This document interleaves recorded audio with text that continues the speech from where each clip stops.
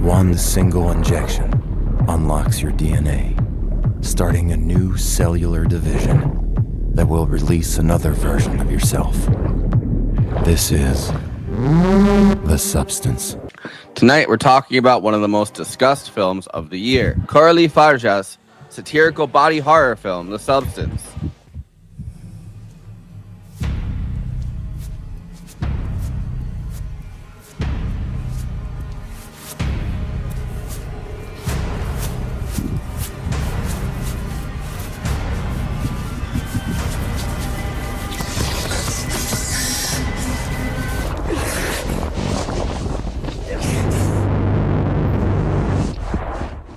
Like J.T. Molner's Strange Darling that we discussed on Tuesday, The Substance is Coralie's second feature film, and was written, directed, and co-produced and co-edited by her. Coralie's first film was the 2017 action thriller Revenge, which she also wrote, about a woman who is left for dead in the desert by three men after she's raped. She then tracks the men down and exacts her brutal revenge upon them. But you had to put up a fight. Women always have to put up a fucking fight. Revenge is part of the thriller subgenre known as rape and revenge, a term coined by Ingmar Bergman in his 1960 film The Virgin Spring. Fargeat was interested in creating a female Rambo-type character who brings righteous vengeance to the men who brutalized her. A committed feminist and one of the founding signers of Collectif 50/50, which aims to work towards gender parity in the international film industry. The Substance tackles a different part of the female experience, the cultural obsession with aging, specifically the way that women in show business are completely discarded when they hit middle age, and the lengths that actresses and stars will go to try to stave off any sign they're starting to age. Renewal, it's inevitable. At 50, well, it stops. What stops? What? What stops? You know, the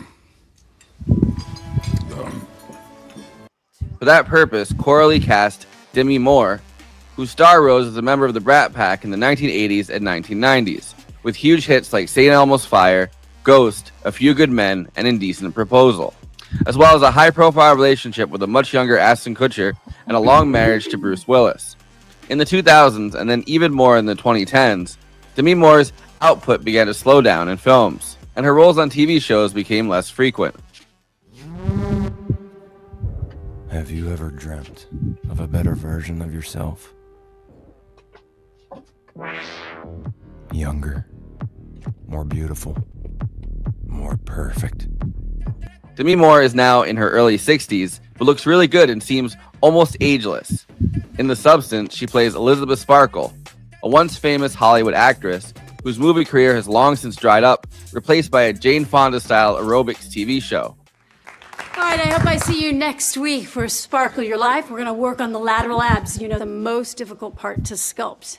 But in the meantime, take care of yourself. However, when she turns 50, she's abruptly fired by a flamboyant and shallow TV executive, Harvey, played by a very wild and disgustingly performative Dennis Quaid. Dennis Quaid is even more remarkable here because earlier this year, he flopped into theaters with the celebratory culture war biopic Reagan, playing Ronald Reagan. He's as far from Ronald Reagan as it's possible to be here, except maybe the shared obsession with ensuring the stockholders get paid. and I have to give people what they want. That's what keeps the shareholders happy. And people always ask for something new. After getting into a car accident, Elizabeth Sparkle is solicited to do a trial for The Substance, a mysterious regimen that promises a more youthful, beautiful, younger version of you. Quite literally, as it turns out, to clone you and create a younger version that shares your life week by week. Elizabeth Sparkle brings Sue, played by Margaret Qualley, into the world. After pulling the plunger on the activator, the user is warned they must respect the balance. Each version of you gets 7 days and then must be placed back into a hibernation state to recharge. I definitely feel like this is an interesting time for a movie like The Substance to come out, as we see the craze for drugs like Ozempic and ketamine, both promising huge mental or physical changes, but both with huge downsides, including the possibility of permanent dependence to achieve permanent results. The cost of self-actualization is high, and that's the thing that The Substance tackles head on too. It gets harder each time to remember that you still deserve to exist. That this part of yourself is still worth something, that you still matter. One thing that Demi Moore has that Elizabeth Sparkle does not is a family. Demi Moore has $3 with Bruce Willis, who she's so close with as well, whereas the portrait in The Substance is about the extreme alienation of a career-driven celebrity who has nothing else. But the relationship between Elizabeth Sparkle and Sue could also be read as a twisted mother and daughter competition as the next generation replaces the old one. Immediately, the newly formed Sue begins disrespecting the balance as she completely replaces the older Elizabeth Sparkle at the TV network. That's when the body horror kicks in, as Sue quite literally eats away at Elizabeth Sparkle's body. Each time Elizabeth Sparkle wakes up, she's further and further damaged. The Substance is classic body horror, clearly inspired by horror films like Carrie and all of David Cronenberg's early body horror films. Most of the effects, at least 70 to 80%, are practical rather than digital effects. This comes in handy when overusing The Substance first destroys Elizabeth Sparkle, making her into an unrecognizable husk. And then Sue further pushes the boundaries by attempting to squeeze out a second dose of the activator, which creates Monstro Alyssa Sue, a freakish amalgamation of Elizabeth Sparkle and Sue, a blob creature, hideous and terrifying, using a giant puppet for the blob creature at the end of the film, although Demi Moore's face was overlaid onto it digitally, and using prosthetics as much as possible rather than CGI. The monster blob creature is very clearly influenced by The Fly. Demi Moore's performance has been hailed by critics and audiences. Unlike Elizabeth Sparkle, critics are having to admit that Demi is so back, and she's having a resurgence. Will she take that resurgence to the Oscars, breaking their horror movies get snubbed rules? We'll have to see. I hope so. So smile!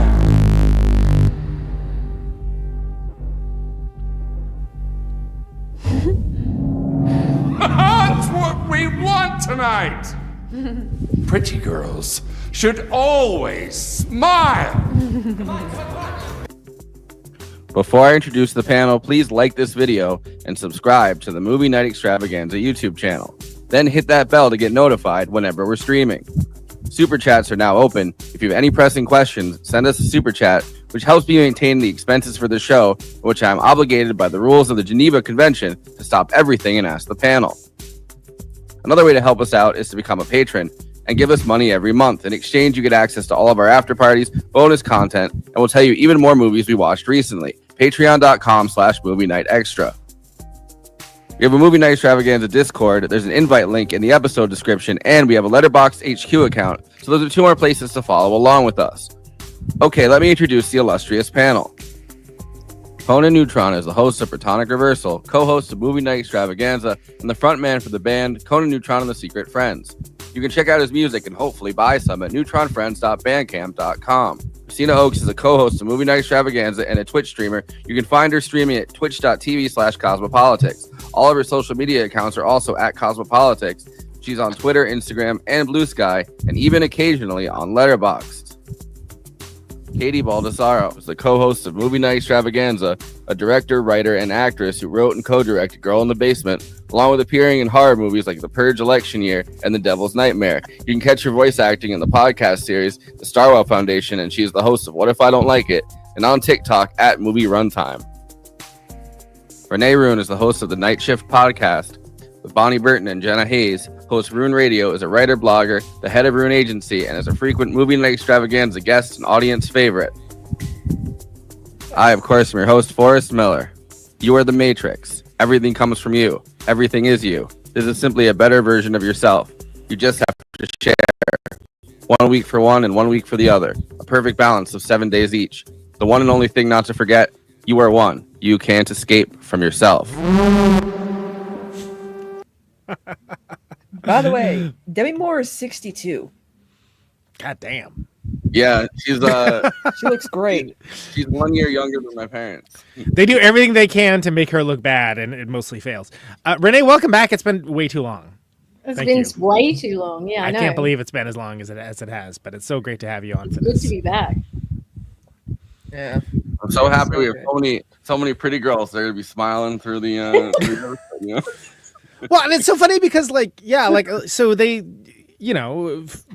the most unflattering lighting, the most unflattering angles, right? Like they're doing their best to like to make her look, you know, oh, she's so over the hill, whatever. It's like, by Hollywood standards, I guess. They should have found like a Hollywood like a Patricia Arquette or something like someone who did not do a whole lot to change her looks in Hollywood, because I know Patricia Arquette, she was like, I did not get my teeth fixed when I first started acting. Like, they should have found someone who was a bland, all-American looking woman, but they pick a fucking goddess in Demi Moore to say, no, she's getting old, she's over the hill, she's ugly, we need someone younger. Like, Well, I think that's the point, though. That's entirely the point, is that, like, Yeah. they will say that of anyone, especially someone for whom it is categorically not appropriate on any level. It's just how the system and the industry works and eats and chews people up arbitrarily based on a number. yeah, it reminds me of when Craig Ferguson was hosting the Late Late Show, a monologue back in 2009, and it's still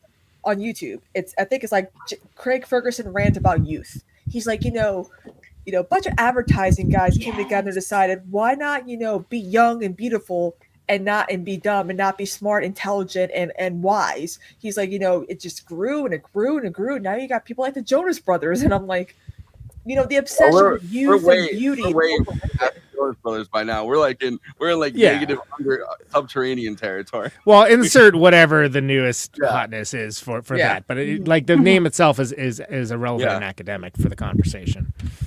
I do like that clip though, Kristina. You seen it? There's been so much decay in our in our culture that I feel like the Jonas Brothers. I almost wish we had the Jonas Brothers back as like a cultural force, because now it's like, I don't know, it's so far degraded. No, I don't, but I still would listen to them. But I'm just saying, like. Yeah, Kristina, you sent me that clip, I think when this movie kind of first came out, and it really articulates quite well the way that we, as an industry, like PR, decided that educated, smart, experience, fuck all that, youth, beauty, take it, get it, and you can see how that creates what we have at the core of the monster in this film. Yeah. I think because everybody like inherently wants to feel good and look good. Yeah. Whether we want to admit it or not, like it's very much an inherent thing with most people. So I feel like, and I feel like that's sort of a part of the reason that Demi Moore also works in this film, is because she's someone who, yes, she's an incredibly good looking, but she's also very publicly gone through work done and all that, where people have, given her shit for getting her lips done, for getting Botox elsewhere, or whatever.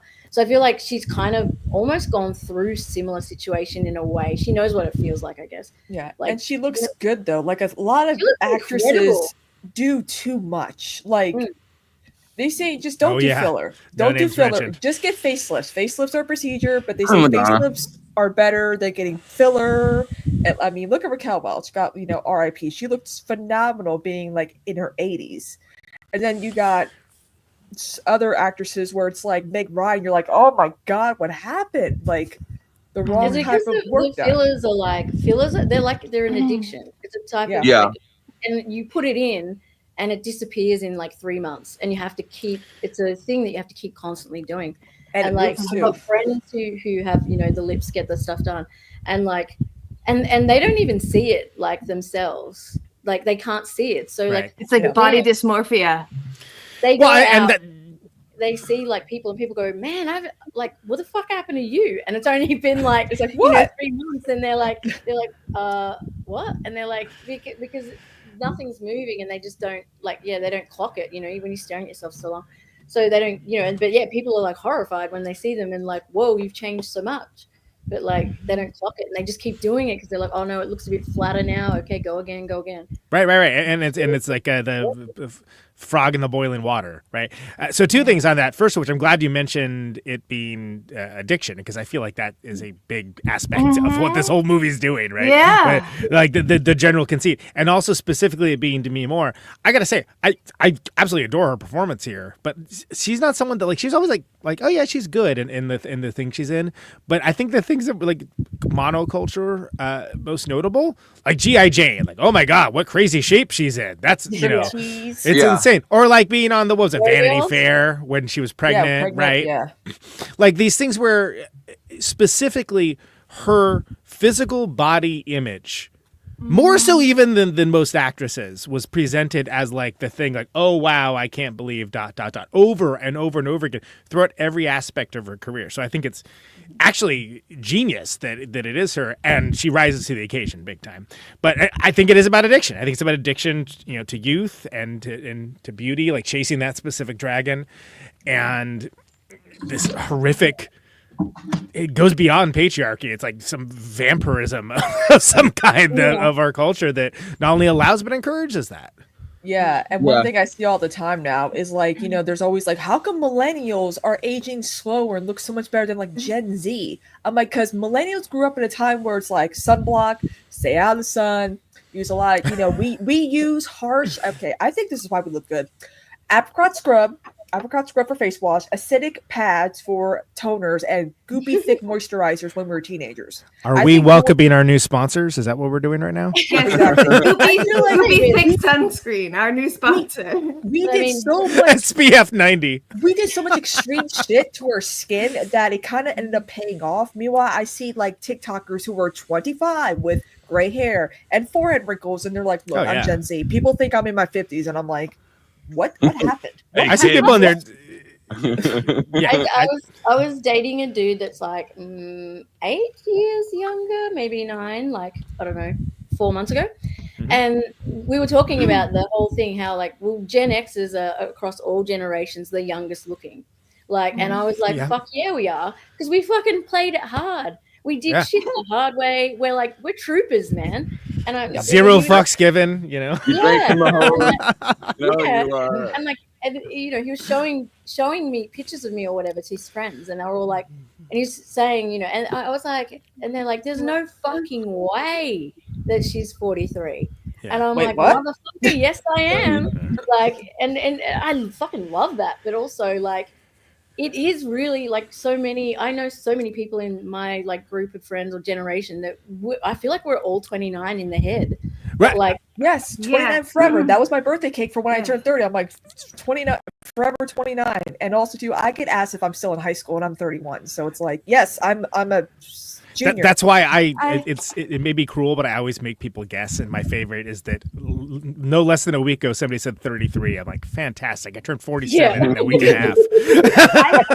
I want to add to this conversation. I think it's really important that we are kind of the first generation to allow to be still wearing our clothes that we wore when we were younger. Oh, good point. A lot of the older generation, they immediately start to then wear older, more antiquated, matronly clothing. So you can look at somebody who's like my husband is still wearing the exact same band shirts he was wearing when he was 20. Yeah. So now he doesn't look like he's 20. Yeah. I still look good in crop tops and mini skirts, let me tell you. So I'm like, yes. Meanwhile, when my mom was that age, I'm like, oh my God, Mom, you're so old. Put it away. Yeah. When thrifting started being real, like a lot of millennials started dressing like old people.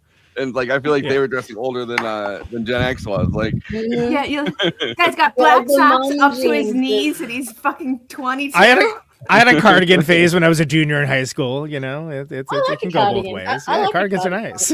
Cardigan on a man. It's the mama jeans that get me. That give you the square ass. They've never been flattering ever. And they came back. I was like, how of all things, this is what came back? Really? Really? Like walking down the street and Gen Zs are coming past me with big squared like fucking nappy asses, and I'm like, what is going on? Testify, sister. Yeah. Testify. Speaking of body, Margaret Qualley's boobs are not real. Yeah, that made me disappointed. No, I wanted before we got off the Demi Moore. Well, I mean, we did. Before we got off the mom pants. Yeah, go ahead.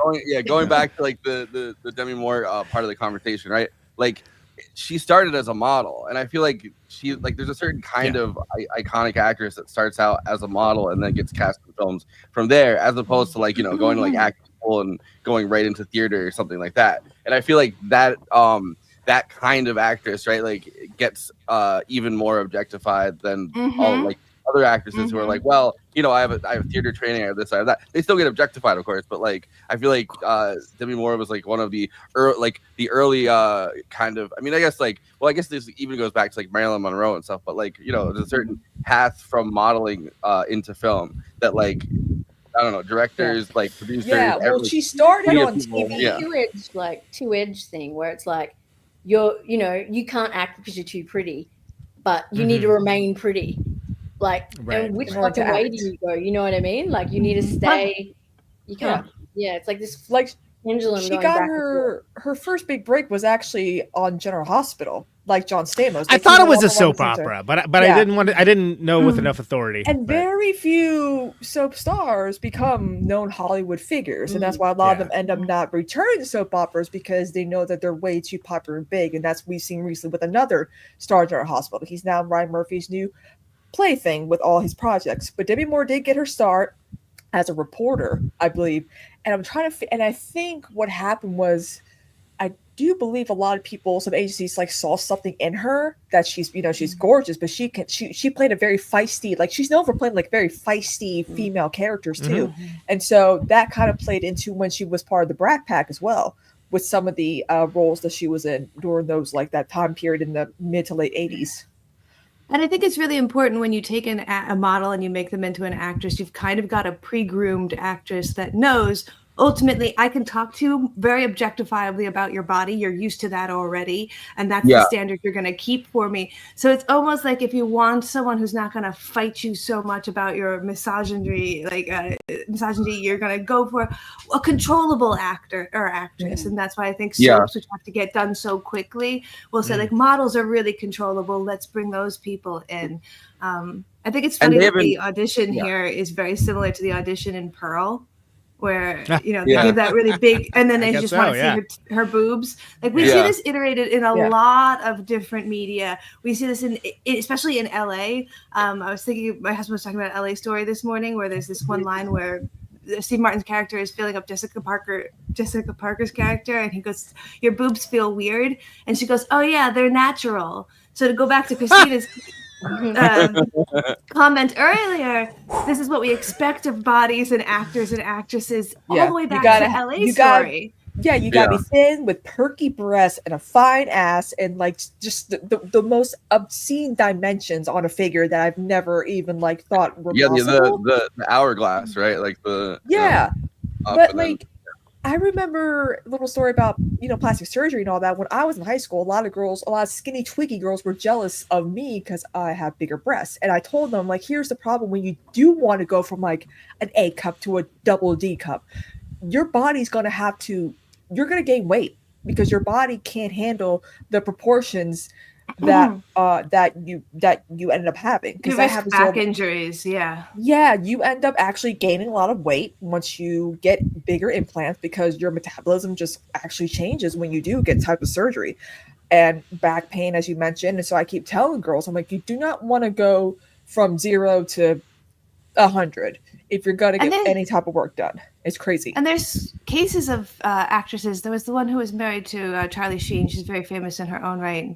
She had a story where Richards. She got her breast augmentation very young, and they installed much larger than she asked for. So she had it redone, and they did it even larger the next time, and it like messed her up multiple times because someone else decided for her what would be good at like age 18.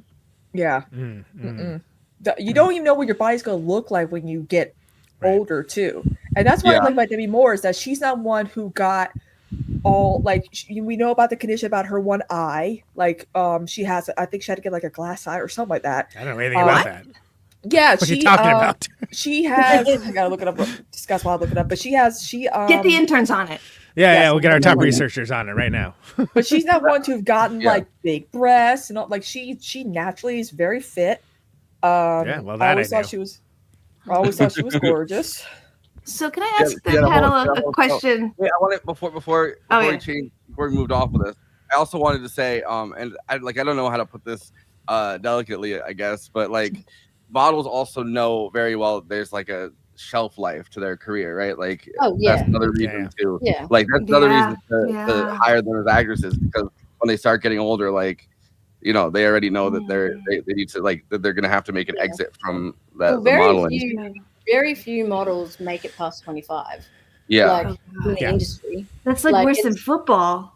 If you just get you've got the very small 5%. You're Naomi Campbell's, Kate Moss's and stuff who managed to outshine like their age group, but like everybody else, they're usually you're done and dusted before you're 25. Right. And there's no union or anything. I got her eye mixed up with Diane, but she's got Diane Lane was the one who has a big pupil or whatever because she had a tennis accident. But Demi Moore has heterochromia. Oh yeah. Oh cool. Yeah. So 2 different color eyes. Yep. Oh, like David Bowie. Yeah. I guess that's what they were playing with in this, right? Because they have the green. You zoomed into the green, and there was the green and the blue. I like that that a lot. The effect in that scene when she takes a substance, and it's the first, they settle like this is what happens and what's gonna happen. Like it's a very fascinating, like very phenomenally done, like scene. Like this is what it's you don't feel anything at first, but then it just hits you like that. Well, because it's cell replication, right? It shows from the very beginning with like mitosis. Exactly. So it's a good way of. Like, you shouldn't be surprised by it if you're paying the slightest bit of attention, but by the same token, it's also like, oh, of course it's horrifying. It's like there's two people in one skin for like a brief moment of time, Yeah. Before we move away from the body part question, because we're just talking about boobs and butts and things like that, and a couple people have asked this question of this movie. How do you feel about the extreme use of male gaze and the amount of butts and boobs and salaciousness that you see? So I have an answer for this. So the stated goal of Coralie's filmmaking, like her stated goal, is out there since the beginning, but especially on this film, but also in Revenge, which I watched today and did not like it as much as this film. And that's a movie that needs a fucking trigger warning. But so her stated goal is to pretty much take back the gaze, like to overthrow the male gaze and take it back for women everywhere, I guess. But like, so when she does that, it's very purposely trying to both like satirize and kind of replicate like a male gaze. I think it'd be like pretty tone deaf to make a film like this and to not go hard on it. Like that's the whole point of this film, is to go like, let's take this fucked upness and like let's transform it right up to fucking 1000%, and then like to show people that how far it goes, because I think that most people, this is a worldview that like probably 99% of men have no concept of, right? They've never really experienced it. Yeah, it's like it's the behavior, it's the looks, it's the it's the pressures, it's like all of these things. It's a very constricting kind of environment. At best it's never experienced it. At worst, it's actively participated in the male side. You're making it worse, but it's cranked up to such a just ridiculously absurd level here, which is obviously. Obviously is the aesthetic that it almost has to be a sledgehammer to the face for some people to get it. You know what I mean? And it's very. I mean, when I first saw like the freaking, I was like, what is this show that they're shooting? What is this? But it was like, no, I get it, because it's meant to be like completely overblown. But it was like, I was like, is this what daytime television is like? It's no idea. Those day final workout videos, but even that. Oh, hold on. Calm down. All right. But even then, I think she does a great job of taking the actual absurd elements of it in reality and just cranking it up as far as it will go, and then taking it even farther. And that's part of the aesthetic too, and that works so well with the colors. It works so well with like the shot composition. The just so many butt shots in this movie. Yeah, and we're starting to see a trend of female filmmakers and even some male filmmakers understand that we're going to do something from the female gaze and objectify very attractive fit men, and we see that in that the whole creation of like the Chippendale strippers. It's like women get horny too. Like why can't we look at hot men dancing for us and give them dollar bills? Magic Mike. I'd rather watch women's yeah. Well, Chippendales is my idea of hell. Yeah, true. Anything more fucking gross. But anyway. Yeah. Just real quick, I love that the male characters in this. There's Dennis Quaid and there's a bunch of himbos, and there's a barest hint of sketches of characters, which is such a good turnaround for like the inherent low grade misogyny of forgetting to write a part for like female characters. That made me laugh too on a meta contextual level, where it's like they're purposefully either absurdly villainous and disgusting eaters, I might add, or just like the most vapid, like nothing underwear model dudes with nothing going on. The fucking neighbor. Yeah, that guy. Plus, he's like, come on, and then he sees her. He's like, oh, whoa, hey, you want to hang out? But that's the point, and people criticize. I'm like, you don't realize that that's the point? Like, why don't you think about what you're criticizing? Anyway, go ahead. And I do think that it's really important to say that we as a society have seen the male gaze in so many films and marketing that you think that women don't look at things through that exact lens. People who have severe body dysmorphia or severe like weight and eating issues are looking at everyone that way. So when people said to me like, oh, that seemed weird, I was like, no, that seems like how my mind frames things when I start to spiral out in the way that this film explains how I'll spiral out. So yeah, I didn't seem to 100%. Be weird at all.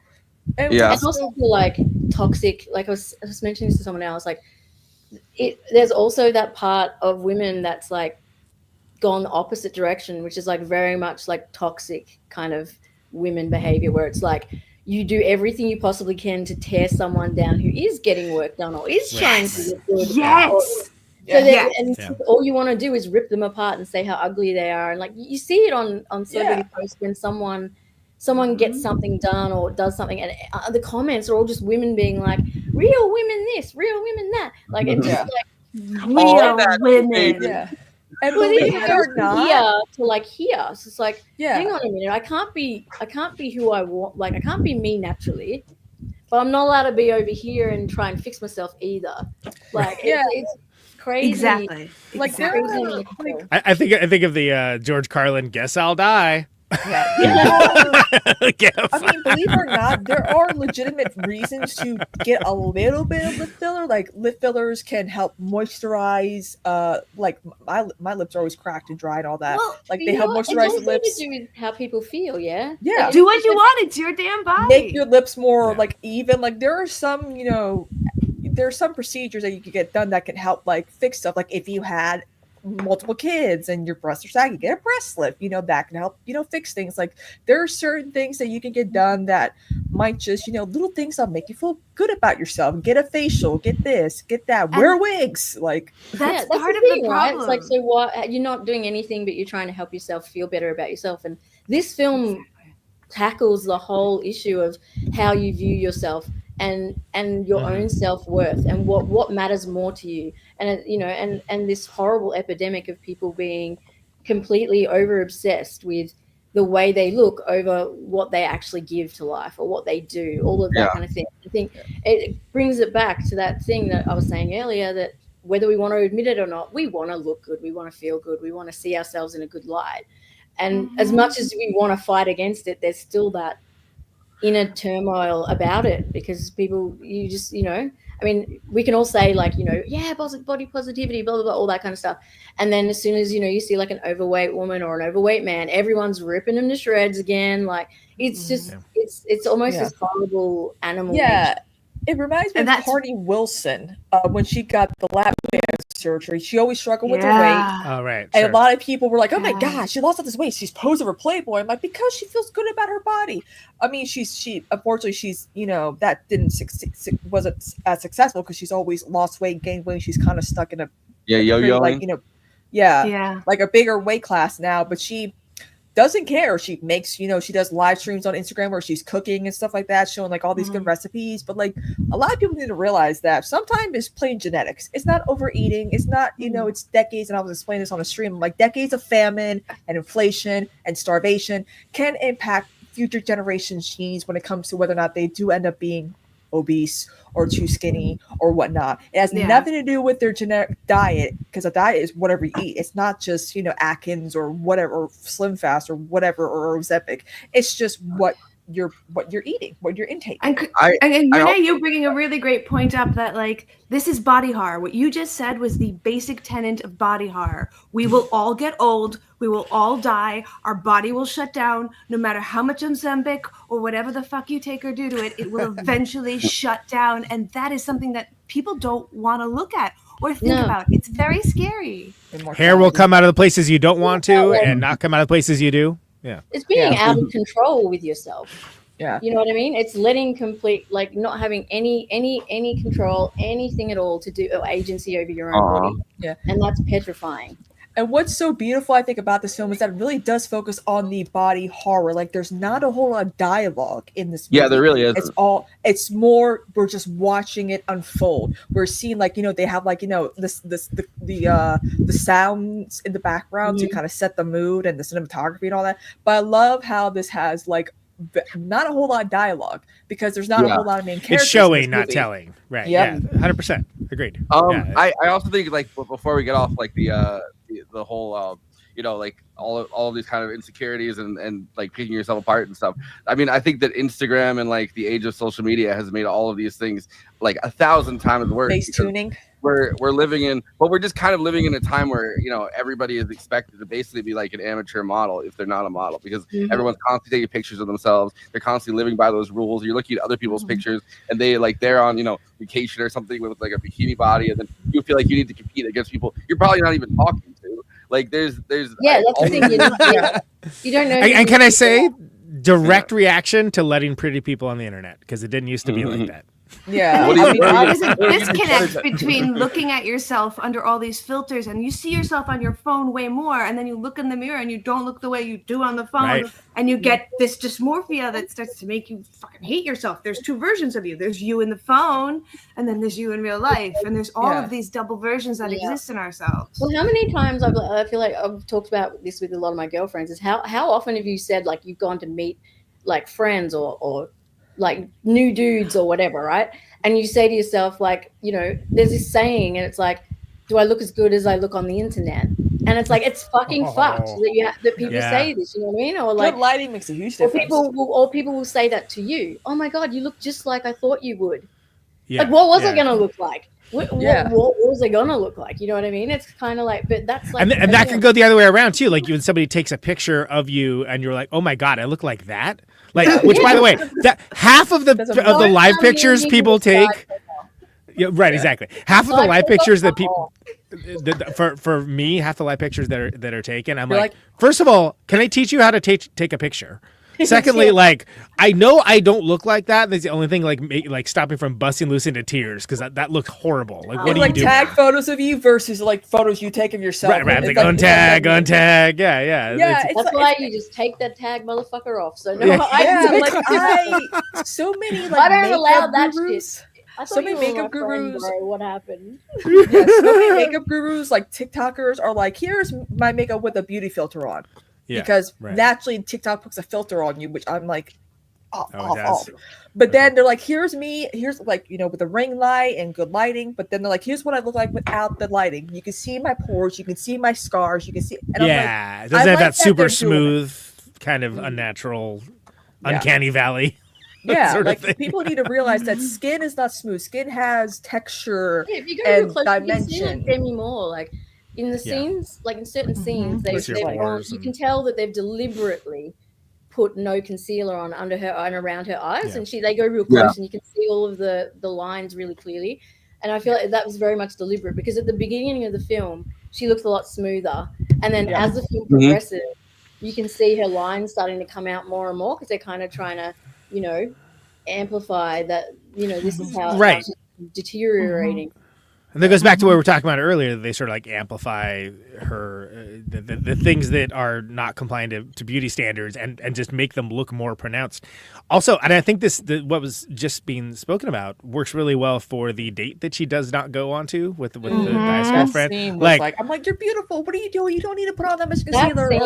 Heartbreaker. I talked about this on the other podcast, that the hardest scene for me to watch and the most traumatic, if any, and why am I thumbing up? But hello, was How do you do that? iPhone will do that. Your iPhone will do that. Don't go like this; it'll lose its mind. Anyway, the hardest scene for me to watch, and the scene that actually freaked me out the most about anything in the scene, is the scene with the bathroom in the mirror, because I have done that in my life many times, and I remember that feeling, that fucking out of control feeling, and the extreme like anxiety and weight, and being like, nah, fuck this. And like in my early 20s, I would just rip everything off and be like, and then call whoever where I was going and say I'm sick, can't go. Like I've never seen that on film. Like I've never seen Right. it Yeah. on film. Like how so it was like like all the women in the crowd when I saw it on opening night. All the women in the crowd were all just like in silence with their eyes, just like because we all been there. You know what I mean? It was like fuck. Never and he was seen such a nice guy too. funny. Like he really would have been sweet to her, and she would have probably had a good time. Like there was no tension. She should have gone, but I can totally understand why she didn't, and I've done that before. Literally the only well-rounded male character in the entire movie. Yeah. And he's just some guy from like He's just some dude, just some guy. Yeah. But no, I thought that scene especially. Oh, kitties! I thought that scene was especially worth calling out because again, I don't think I'd ever seen that in a movie before. And how I've never seen it, and there's no dialogue. It's purely I feel like I can feel the pain. You know what I mean? Like good performance. Sorry, he's trying to take down the web camera. They're still not used to being on camera yet, but I'll make styles out of them soon. She also like tried to like literally imprint herself by hitting herself in the head to like imprint upon Margaret Qualley, you know, that she needs to respect the balance or whatever. And I've like I don't know, like when I was younger and I like my moods were really out of whack and I had like constant panic attacks. Like I would try to get myself to remember stuff, and I'm like, damn, like I didn't know anyone else, you know, kind of had that had that reaction to spiraling like that. You know what's fascinating? I always wondered because you know Margaret Qualley's mother is Annie MacDowell, and they've done projects together where they played by their daughter. I'm fascinated that they did not consider having one of Demi Moore's daughters play Sue or have Annie MacDowell, you know, play. That's a great point. I thought that too. Yeah. Yeah. Probably would have been too on the nose, or you know, they wanted like I mean, obviously Margaret Qualley's stunning. She's got gorgeous blue eyes. She's got the hell's going these cats. Yeah, she works. But like, but also again, they had to give her fake boobs because she's. They also did. They also gave her Margaret Qualley teeth. I'm pretty like they gave her a thing that goes over her teeth. Oh, so that they have to look similar, because you can see her teeth are more like Margaret Qualley's. That which it's got to be traumatic for Margaret Qualley watching this and seeing her teeth all falling out because I feel like her teeth are like a big part of her presence or whatever. Yeah, that scene is her smile. The other scene that kind of I was like, because I have an extreme thing about teeth. Because like when I was a kid, you know, I had braces and shit, and I was so over like what's that word? Just like overcritical about my smile and about my teeth, and like. And I've got like what do you call it, like two like veneers because I was an idiot and fell over and smashed my mouth when I was like a teenager going to the video store. It was really important, and slipped and that anyway, but I was always petrified that like a veneer would fall out or like, oh my God, what I would do. Like I couldn't leave the house for a week until I got it fixed. I have like dreams of your teeth falling out. I was like, this is fucked. Like that's fucked. That's like my worst nightmare. Like imagine my teeth. Nah. This is Oppie, by the way. That's a big stress dream that a lot of people have is losing their teeth. So it is pretty universal. I never had braces.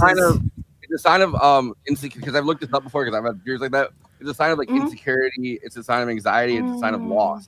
Like so basically you feel like you're out of control and your dream is subconsciously telling you that by knocking your teeth out in it. Which I think they lean into in the movie because that's sort of where it really starts to escalate at the end. Like that's the beginning of that last downhill slide into absolute insanity, which is like the balance. It's enough. The tooth thing alone would be just enough. But it's like, oh no, it doesn't stop there. That's the beginning. Like it goes. No, it doesn't. Hard. I don't know why I just thought of she didn't respect the balance, and he's like, Jerry, you gotta respect the balance.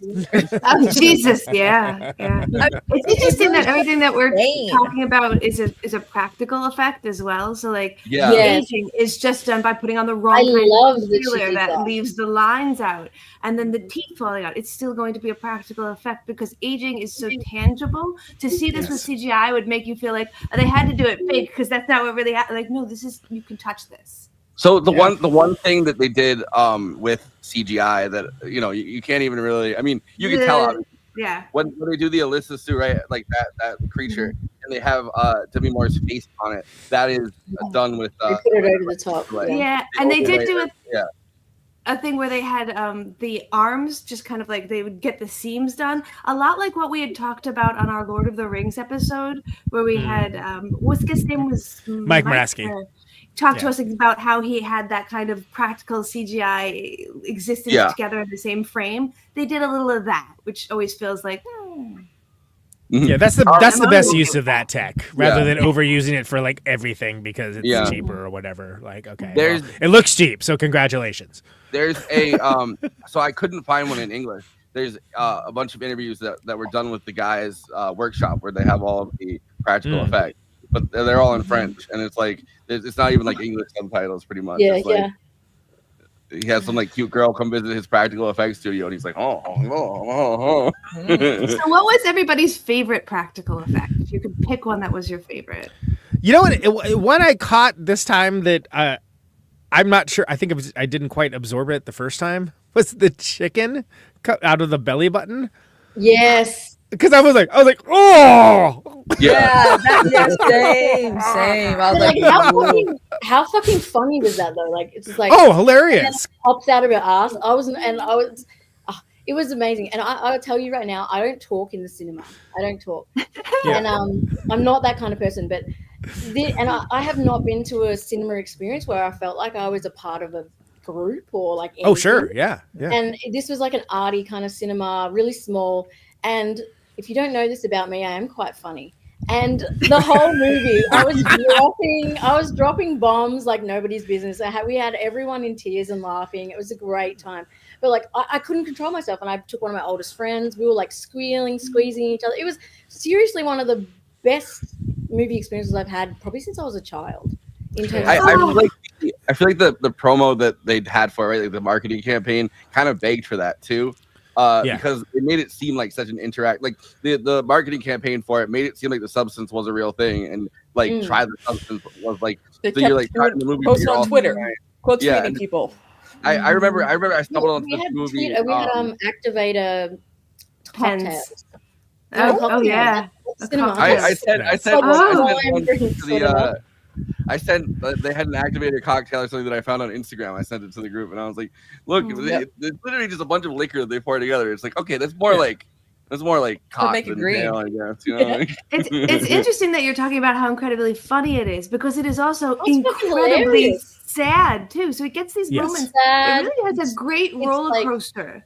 Sad, sad, fucking funny, and I didn't expect it to be be funny, but there's so many good fucking gut punches, and then on top of that, it was absolutely thrilling. I have not left the cinema with that much adrenaline in a long time.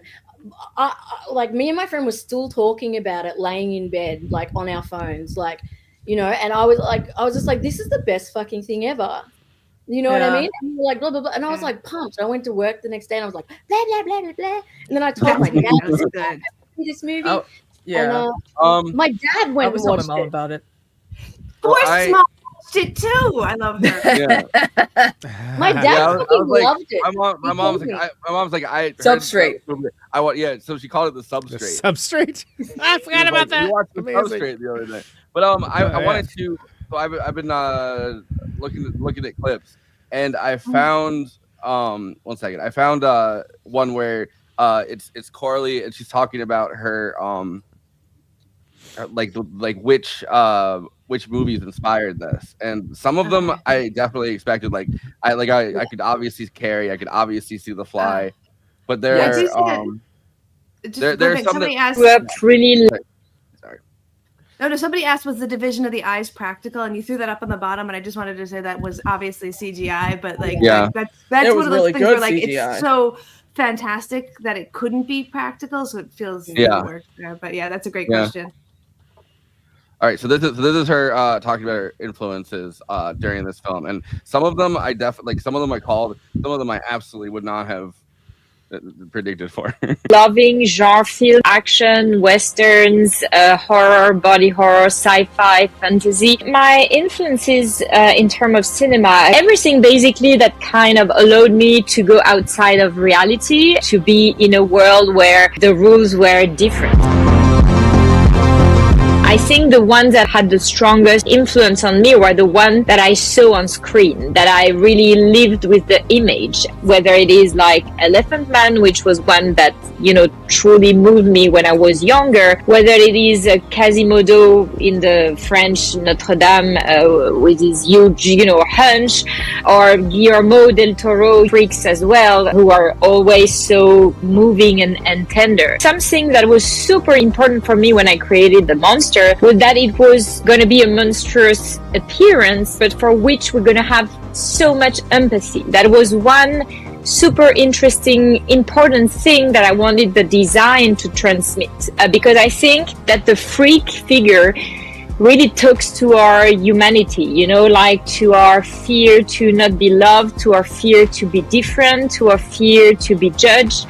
And there is this incredibly fragile, tender, soft, genuine soul behind this flesh. This is what I was during my whole life so moved by in all the freaks figures, you know, that I discovered. The Fly was an inspiration for sure for all the metamorphosis. A striking film for me when I discovered it, because it's so much linked to the body, the mutation, and it's very, very powerful. The movies from Cronenberg had a big impact on me. For the final thing, one other movie that clearly I had with me writing the film was The Thing from Carpenter, which is also about endless metamorphosis with thing growing and changing, crazy transformation. This scene in The Shining with this tsunami of blood, you know, from the elevator, which is an image that stays with you. Harry, of course, such a powerful scene at the time. I think movies talk to each other. The first Star Wars trilogy made me connect to adventures and worlds that seemed so entertaining. Paul Verhoeven, RoboCop. I think they are all have a link with a rebellion, fighting something, or, you know, going through weird things that can be like mysterious or stressful, that provoke you strong emotions.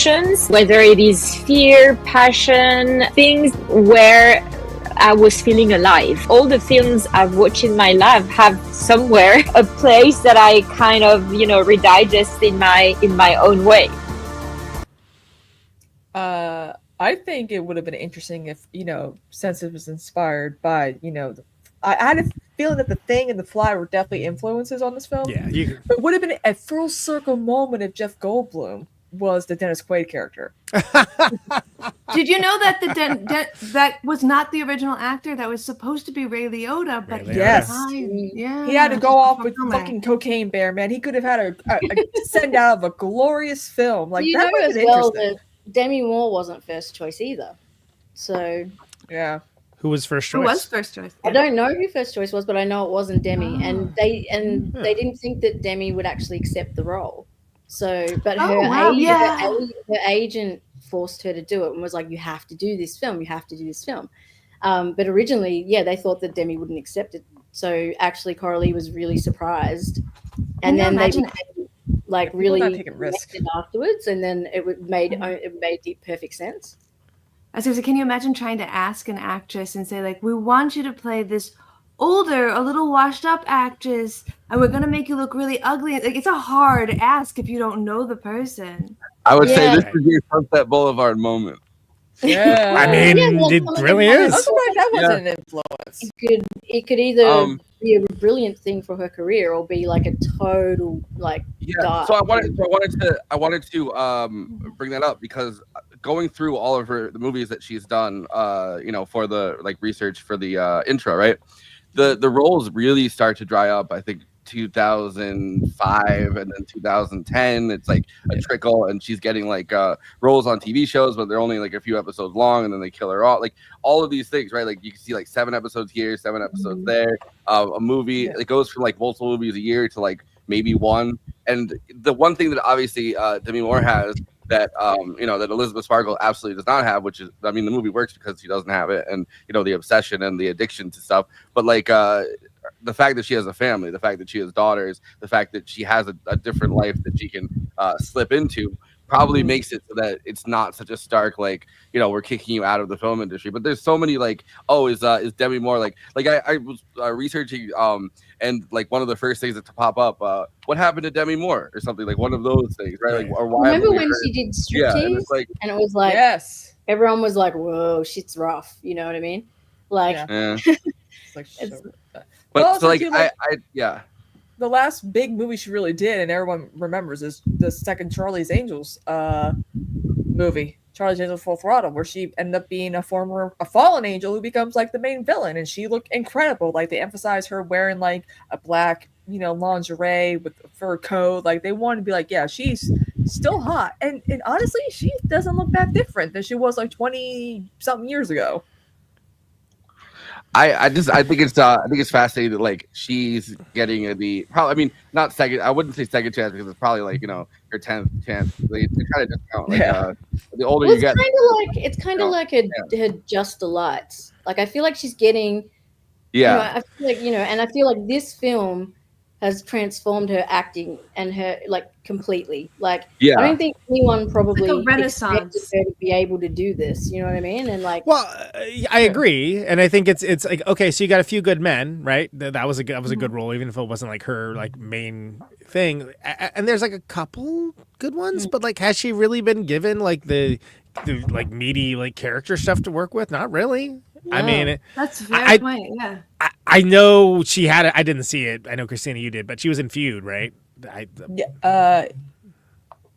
Yeah, when she was in the Capote versus the Swans with other walked up actresses like Diane Lane, and like I mean, that cast was like I will give Ryan Murphy this. He gives a lot of older actresses who have not done a lot of great work another chance at being in something good, and that I can respect him for that, because well, I mean, well, Jessica Lange was in that. I was like, oh hell yeah.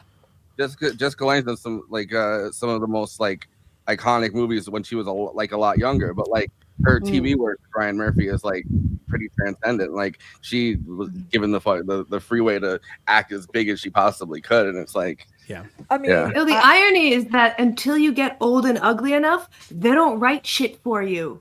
Right. Yeah. Unless you play someone old.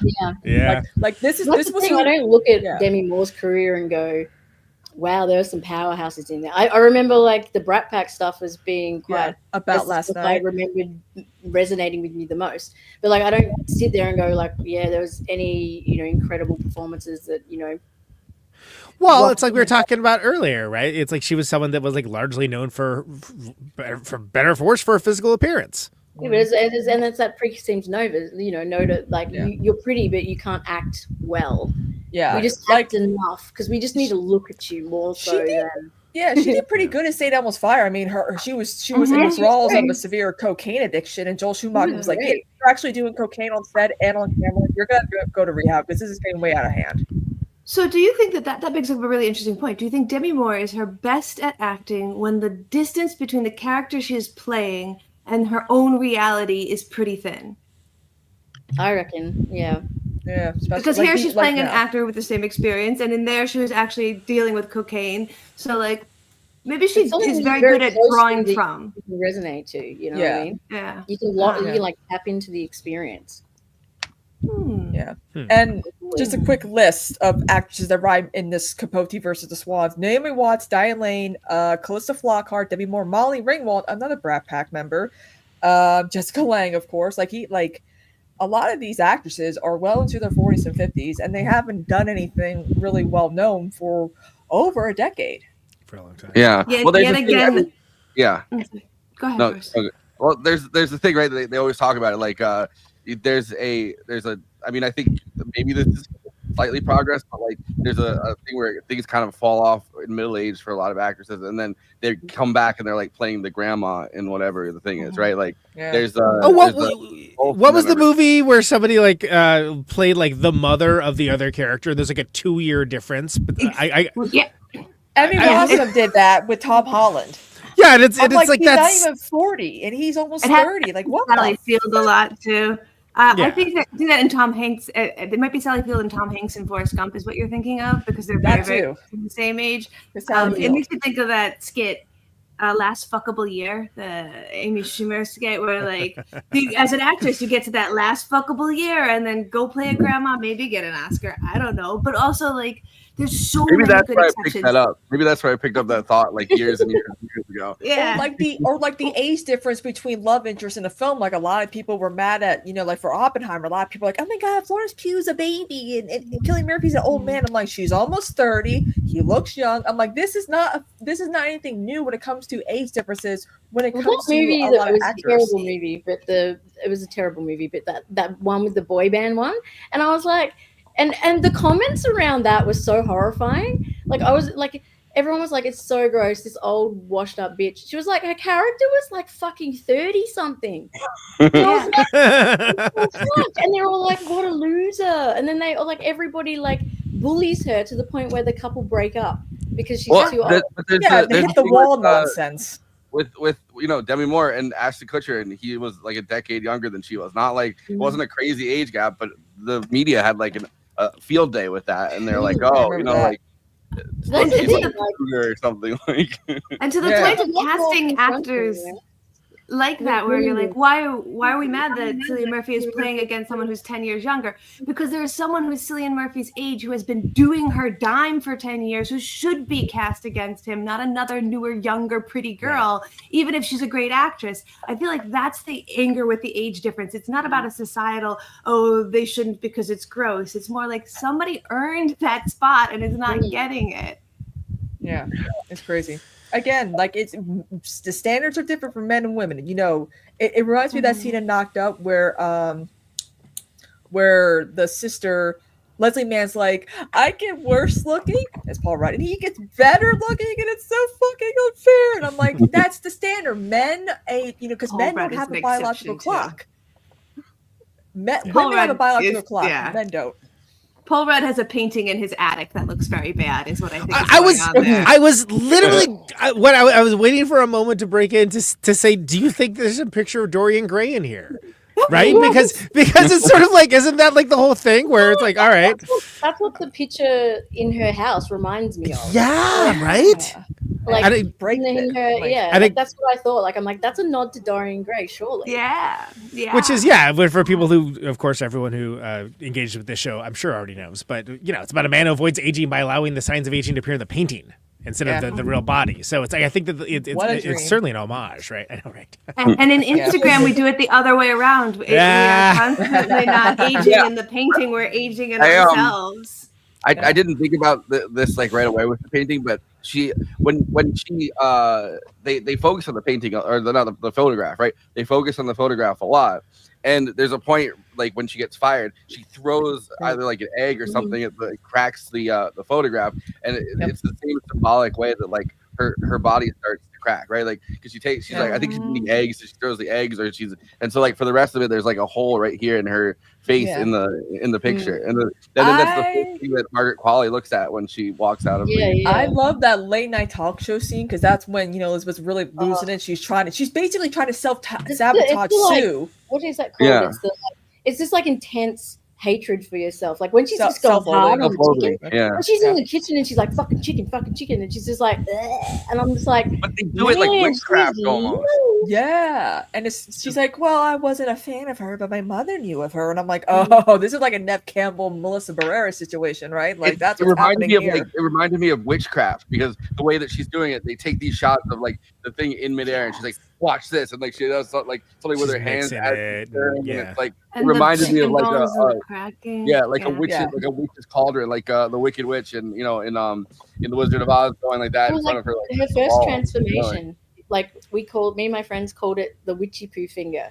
Like the very first transformation, she's got the witchy poo finger, and I'm like, babe. Me and my friend looked at each other and we're like, babe, stop, babe. This is a red flag. You got a witchy poo finger. It's happening. Stop, girl. Well, it really resonated in those two moments for me because I have chronic pain, and I have a lot of times where like some days I wake up and I'm old Sue and I can barely move and I need help with like walking and I can't. And other days I wake up and I'm young and I can do whatever the fuck I want. And I trade back and forth because when I feel young, I'll do shit that I'll hurt myself, and then I'll wake up the next day feeling really bad and paying for the shit that young me did, not giving a fuck about me the next day. And then I'll do stuff like, well, then fuck her. I hope she gets heartburn tomorrow. I hope she gets a ton of goddamn heartburn. And so like that didn't even feel fantasy for me. That felt like my actual day-to-day. I fight with that bitch all the time. And sometimes I try and push it a little bit. Like, I know it's her turn tomorrow, but maybe I could take enough Advil and it'll still be my turn today. For me, it's first morning after the first show of tour. I'm like, oh my God, everything hurts. Everything is like I'm gonna have to be like airlifted into the van. Tour Conan doesn't give a fuck how you feel today. Oh no, it doesn't. He was going feel hard nothing. last night. Yeah, exactly. Yeah. It's this next morning. Even, oh. I was gonna say, like, It's one of those things that. Go. No, it's like if you drink one night or something and you wake up and you're hungover, you're like, why did I do that to myself? But it's almost like somebody else did it to you. Like they made those choices for you. And I think that it was said earlier, and I can't remember who mentioned it, but it really is about self-loathing. And justifiable self-loathing as, put onto you by an unfair, unrealistic society, but it's the reason why the balance is not respected. Henceforth, why trouble then ensues and why we have a movie. Like if she respected the balance, there's no movie. Yeah, girl, how do he you? was like, "Oh, fuck around," and you start to see the good out. things, right? And you're like, "Well, I want this to continue. I want to feel this way forever." Yeah. Mm-hmm. But there's like the girl. How are you gonna have her respect the balance when you don't respect yourself? You know what I mean? Like, yeah, girl. And you get addicted to the results, so you think maybe I can do a little bit more, a little bit longer. I think the example in the beginning that Forrest you put together where you said it's basically Ozempic, you start to see people get that where they don't need it, start to abuse the drug and push it and push it and push it. And it is starting to show like it causes Ozempic face. It can cause strokes. It can cause all kinds of really horrible things. And yet people are still like, just if I look not fat, who cares if I have diarrhea? I'm gonna let you guys causes in on diarrhea, this. but you know what happens once you stop taking it? Your bowels are regular, and I'm like, okay, yeah, I don't want to take that shit. Sorry, no, that's not. Your bowels are what? Regular. Well, it seems like if you don't, you would be taking that Regular. shit. But anyway, grande. But you can wind up having a stroke face from that if you just do it wrong. Yeah. And people are like still rolling the dice though. Yeah, just take Adderall. That's how you lose weight. Not really, but it worked for me. Sorry, that was funny. I lost like 40 pounds in a whole calendar year. I get. Express I written don't know. consent of movie night extravaganza is. Let's get some disclaimers up in here. We got a lot of sponsors I was tonight. reading this. There's a Vogue article. Wait, I'll throw it up on the thing. But there's a Vogue. Vogue article that I liked a lot. It was why does Demi Moore wear so many primary colors of the substance? And the article is they're talking about the yellow coat, and they actually, and I noticed it this time around, like when Sue finally, like when Sue steps out for the first time, right, like she's wearing Demi's clothes, and then as she starts getting her own style and she creates her own closet or whatever, and as their two lives diverge, her actual like wardrobe and choices that she puts on and like all of that, the color palette, right, like they diverge. And I thought that was like a really cool, because when she actually wears the yellow coat the first time she steps out, but then as she becomes a more confident character, like she dresses nothing like Demi Moore, like no Elizabeth Sparkle for her, you know, Cute little like barely legal like type of. Then like, also in each phase of her transformation, they have Demi Moore wearing a different primary color. Like in the beginning it's blue, and then it's yellow, and then later on it starts to be like there's some like pinks that are in there, and then red, and like when she has like when she puts the lipstick on, she's wearing that bright red coat. Like there's some really cool stuff about appearance and like well, I mean, obviously the whole movie's about appearance, but there's some really cool stuff with like the clothes they choose to have the characters wear, like the dragon robe that Sue puts on. That's like one of the first things. Yeah, she looks like a snake shedding her skin. Yeah, or and like that pink pink unitard like that she wears for like the workout videos. Like, oof. That's what I really liked about this cinematography and costuming choices a little bit more than Strange Darling, is that it felt very purposeful and consistently purposeful, so that there was a mastery of language that I could hold on to and be like, oh, I'm being spoken to here in the color choices, and it's elevating the story for me. I really enjoyed that. Well, everyone remembers the yellow jacket because fucking yellow sucks. And like, so Yeah. everyone, It's really not my everyone favorite. sorry, Like, but who looks good in yellow? nearly every person I know, female, has been like that jacket, like would never wear yellow, but the jacket stands out, and Demi rocks it. But Yeah, it's like, I love that jacket. Yeah. I know most Throughout- women throughout with the, darker uh, skin tones can rock yellow really well. Like they could rock primary colors really well, and I'm like, I'm pasty white. I can't do it. I can't. I wear my blacks. I like my throughout blacks.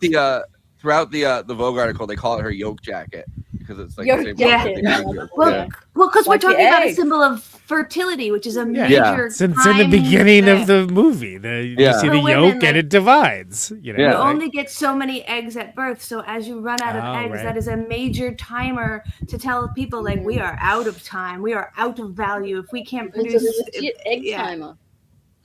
which is the first thing you hear like in the most disgusting fucking possible way, but you hear Dennis Quaid on the phone, you're over here when she's in the bathroom, and he's like, when women start losing their fertility at 25, you better get on it, or whatever. He's talking to some guy on the phone. Somehow not hit the the most wall. disgusting scene that he does too. You Somehow. know, The shrimp scene is worse. Yeah.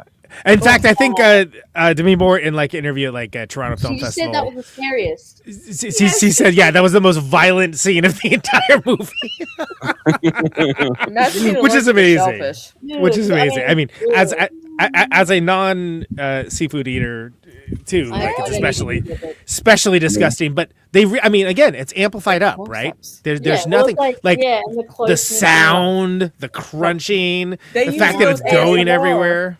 Mike said, Yeah. And I think it's That's like how a you know. split. It's almost like split this way, so that we're getting a symmetry that's going back and making a Yeah. kind of point of his face. Yeah, I did want right, to say in before, there. yeah, before we move away from the sound, they did something super interesting with the sound on this film, which is that they put microphones inside the ears of the actresses while they were doing certain scenes to record their heartbeat Mhm. and the whooshing of it. So when you're getting Oh, that's what that That is. by in the ear, Cool. background, it's that's yeah, their it's a- literal heartbeat. It's not like Yeah, a it's CGI crazy. heartbeat or a That's the type of, Foley again, heartbeat. That's That's- the type of ASMR too. Like some people do it where you can really hear everything. They put the mics in the ears so that when they're doing like scalp, you can really hear it. And it's like, damn. I c- ASMR soothes me to sleep. Okay. Okay, I And mean, so no you're judgment. really- I'm just That's saying I don't know another- anything about it. That's another before- level before- of the acting performance that's coming through in the sound Yeah. design. The sound design, yeah. Before we move away though from the shrimp scene, it also like it hits different than he has a fly. He has a fly that's on Yeah. his back, Oh! and you see the fly Yeah. move around and then drop into his like Yeah. Like a literal piece of yeah. shit. He has a fly on him. yeah, and drop it. Reminded me of when Jeff Mike Goldblum. Pence spent That was the, Jeff Goldblum. Mike Pence spent It the was his entire, cameo. Oh yeah, where was spent the entire the with a debate? fly Yeah. on his head. Yeah, but no, there's a yeah, and then you see the fly actually drown in the whiskey that he has in front of him or Yeah. whatever, and that's like she's well, it's like it's the fly, but like she's kind of gonna be the one that transforms, obviously, and it's foreshadowing. Mhm. But like Mhm. it's just I don't know, I find like that part of it grosses you out too, because you're like, yeah, shrimp are just kind of bugs, like. Well, They're they're not. really disgusting, right? I mean, we call them prawns here, but anyway, like, people, it's like a fancy seafood thing, so they'll get like a prawn cocktail. And I'm like, basically, you're eating something, you have to scoop its Oh. shit out first. Like, huh? I'm gonna You don't actually like vomit. Scoop the shit out. Like, how is that a good thing? You I actually love- eat it. Ew. I love eating seafood to such an extent that sometimes when I'm watching Ooh. bad sci-fi and the monster looks a little bit too much like seafood, You want to You eat get I it? hungry? can't pay Oh I my can't god. I'm literally just like, I bet with butter. I bet like when I mean, they I go like- on the journey I like- to the center I of the like- earth, you could leave me with that giant crab that they steam to death, and I would die happy. I mean, I like shrimp, but like I also feel like shrimp and lobster both, they're just bugs. Like they're literally Bugs, like I know. I Yeah. like eating bugs. I do eat They're crickets. legit though, so low it's hanging fine. fruit. They're just like, Anyway, Bottom- remarkable scene. Somehow more revolting than when he's actually taking a piss and talking on the phone at the same time, which is maybe Yeah. one of my most gigantic pet peeves. I've like seen dudes do I that in cannot- bathrooms. I'm like, I can't. I can't focus. No. he's Get out. touching I'll be his like, his "Get the dick, and then fuck he's out, I'm telling trying his to shit here. he's touching his dick when he pisses, and he's telling his friend about fertility, his wife's fertility, or whatever. It's. I mean, but like in those first two establishing scenes, you know exactly who this guy is, like immediately, right? And again, it goes back to what I'm saying: is it the only, almost the only male characters in this that aren't just very thin sketches of characters are just disgusting animals. And his name is Harvey, even. Yeah. Right, exactly. I mean, yeah, as if we knew who we were talking about. Yeah. I feel so bad for Harvey Firestein. He's got that orc in Lord of the Rings, and now And then the scene where they say pretty girls have to smile, and Yeah. like you had it in the preview video where it's like frozen, and they're all like leaned in like this over her. Yeah. And they're all old, wrinkly white guys with like white hair and like. It looks like that one. It looks like that one picture where it's pretty much every Republican in the Bush, like the Bush senior administration, and they're all laughing, holding like goblets or whatever. That's what all the shareholders look like. I don't think they were holding goblets, but they may as well have been. Ladies on the panel, how many times have you in your life been told that you'd be prettier if you smiled, or some random ass guy just told you, why don't throw a smile on? You know what?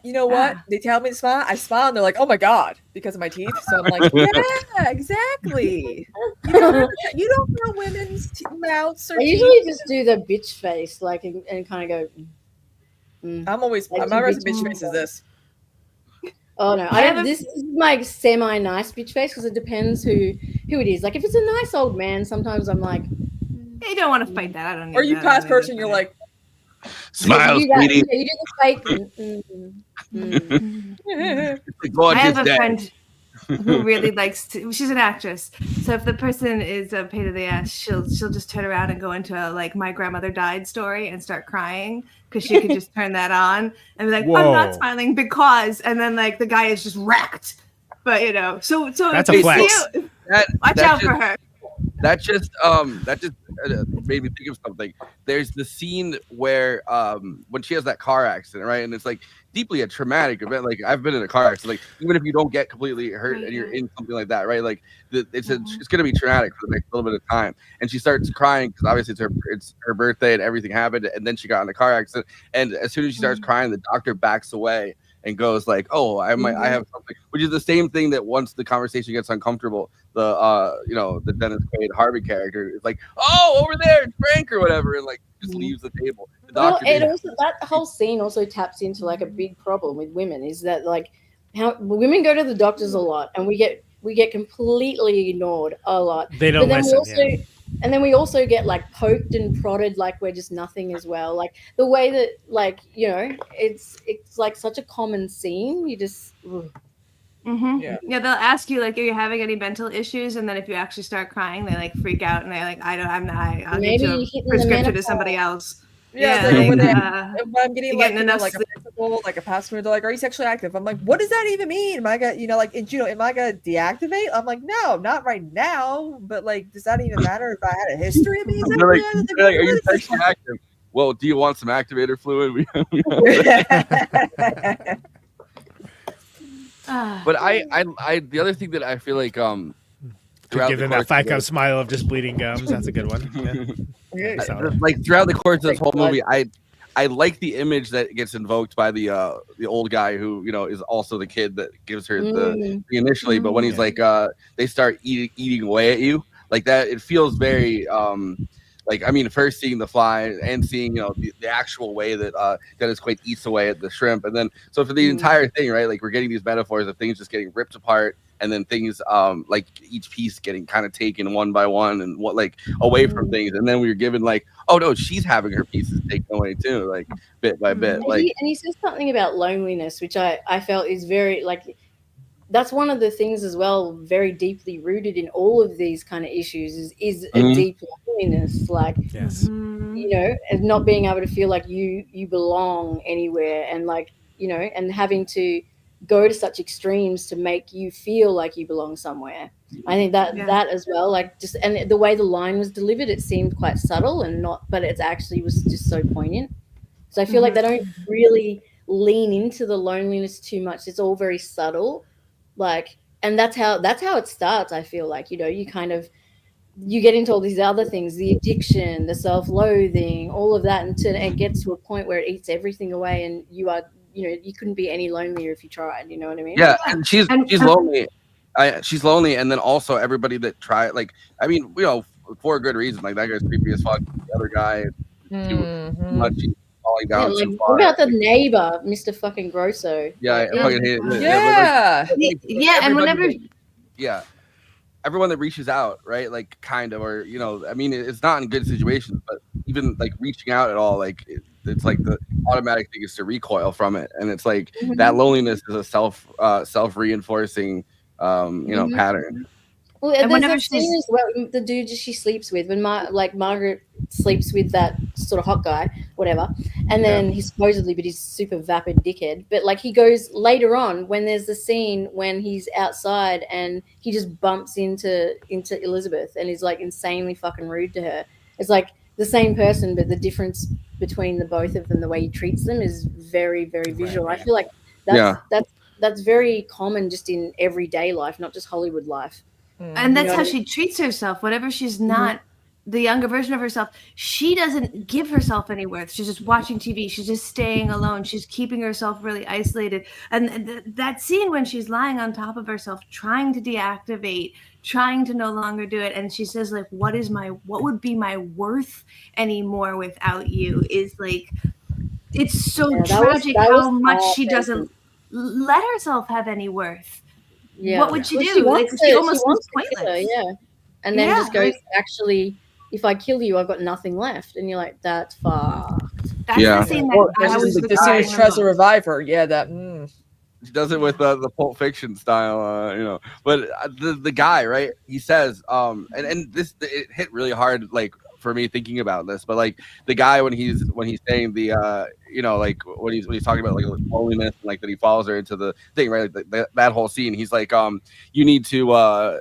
He's like, you have a really hard time accepting that you still matter, that this part of you still matters, because now you have kind of like this younger, hotter, like version of yourself doing things, and obviously you're probably not doing things once you start losing pieces, right? Like you're isolated because you feel like a freakish, like kind of monstrosity at that point, and it's like you need to keep reminding yourself that you even deserve to exist. And it's like, damn, because every time you see Sue's kind of selfishness taking piece by piece, right? Like it's like in some way it's almost like I can understand, like she wakes up and then she just realizes she spent the last 7 days just watching TV and she has places to go, and it's like you can understand why someone who just got made for the first time as like a as like an entity at all would be like, look, I feel like I deserve this life better than you do. Like you don't do anything with it, so it's like when I'm in chronic pain and I can't do the shit I plan to do, I feel that. I feel so angry, but I'm living in this body that can't, and I know that, like, it's so visceral.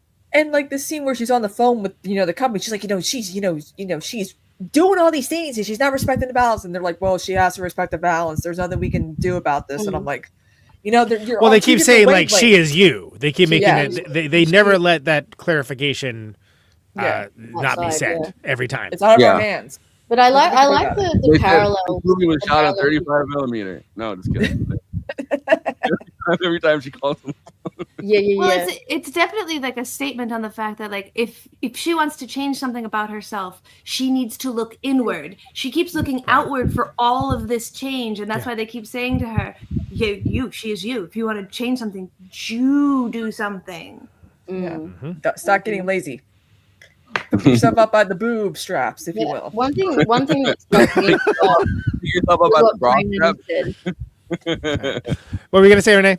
Oh, I was just gonna say, one of the things that like struck me as well was something that you mentioned earlier, like about addiction, and I feel like throughout this film there's so many parallels, and even the scene of her going to get the substance, it's like it's made really dirty, and like it's like you've got to go into this little thing and you've got to go through this little crack in the door. It's like we're going to a crack house, you know what I mean? Yeah. And then like the scene where it's like basically the recreation of Requiem for a Dream when he's got the disgusting fucked up, in like inside.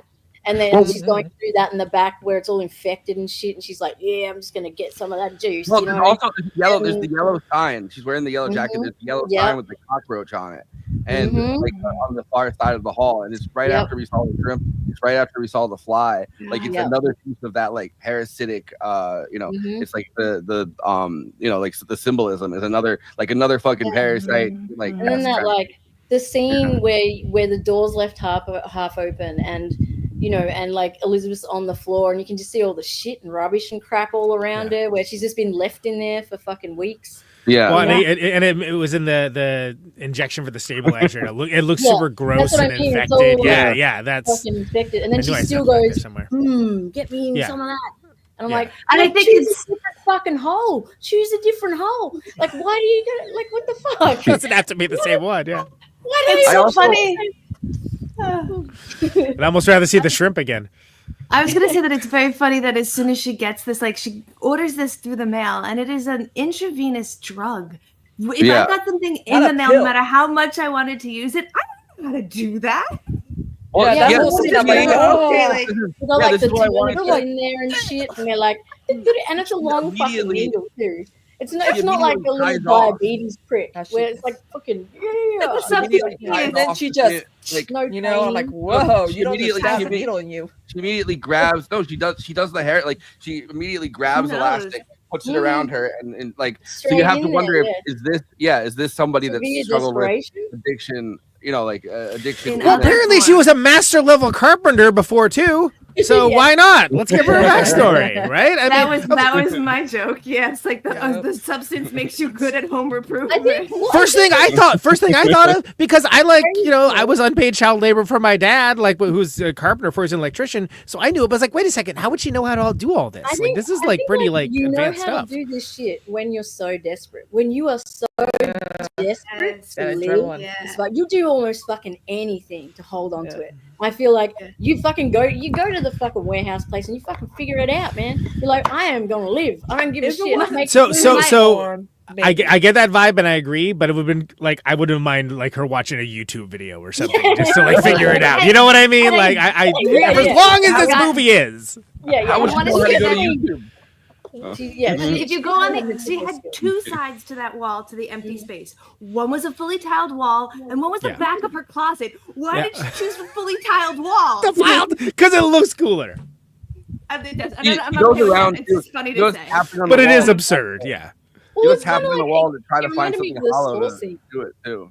Like she taps on every wall in the fucking apartment. Like, well, that I buy. That's easy. But it's just this whole like having like a whole general contractor portfolio in her back pocket. It's like, well, okay, when did she learn that? She could have done that in her 50s. She could have totally been the new Bob Vila. Dude, she could have had a show doing that. You're right.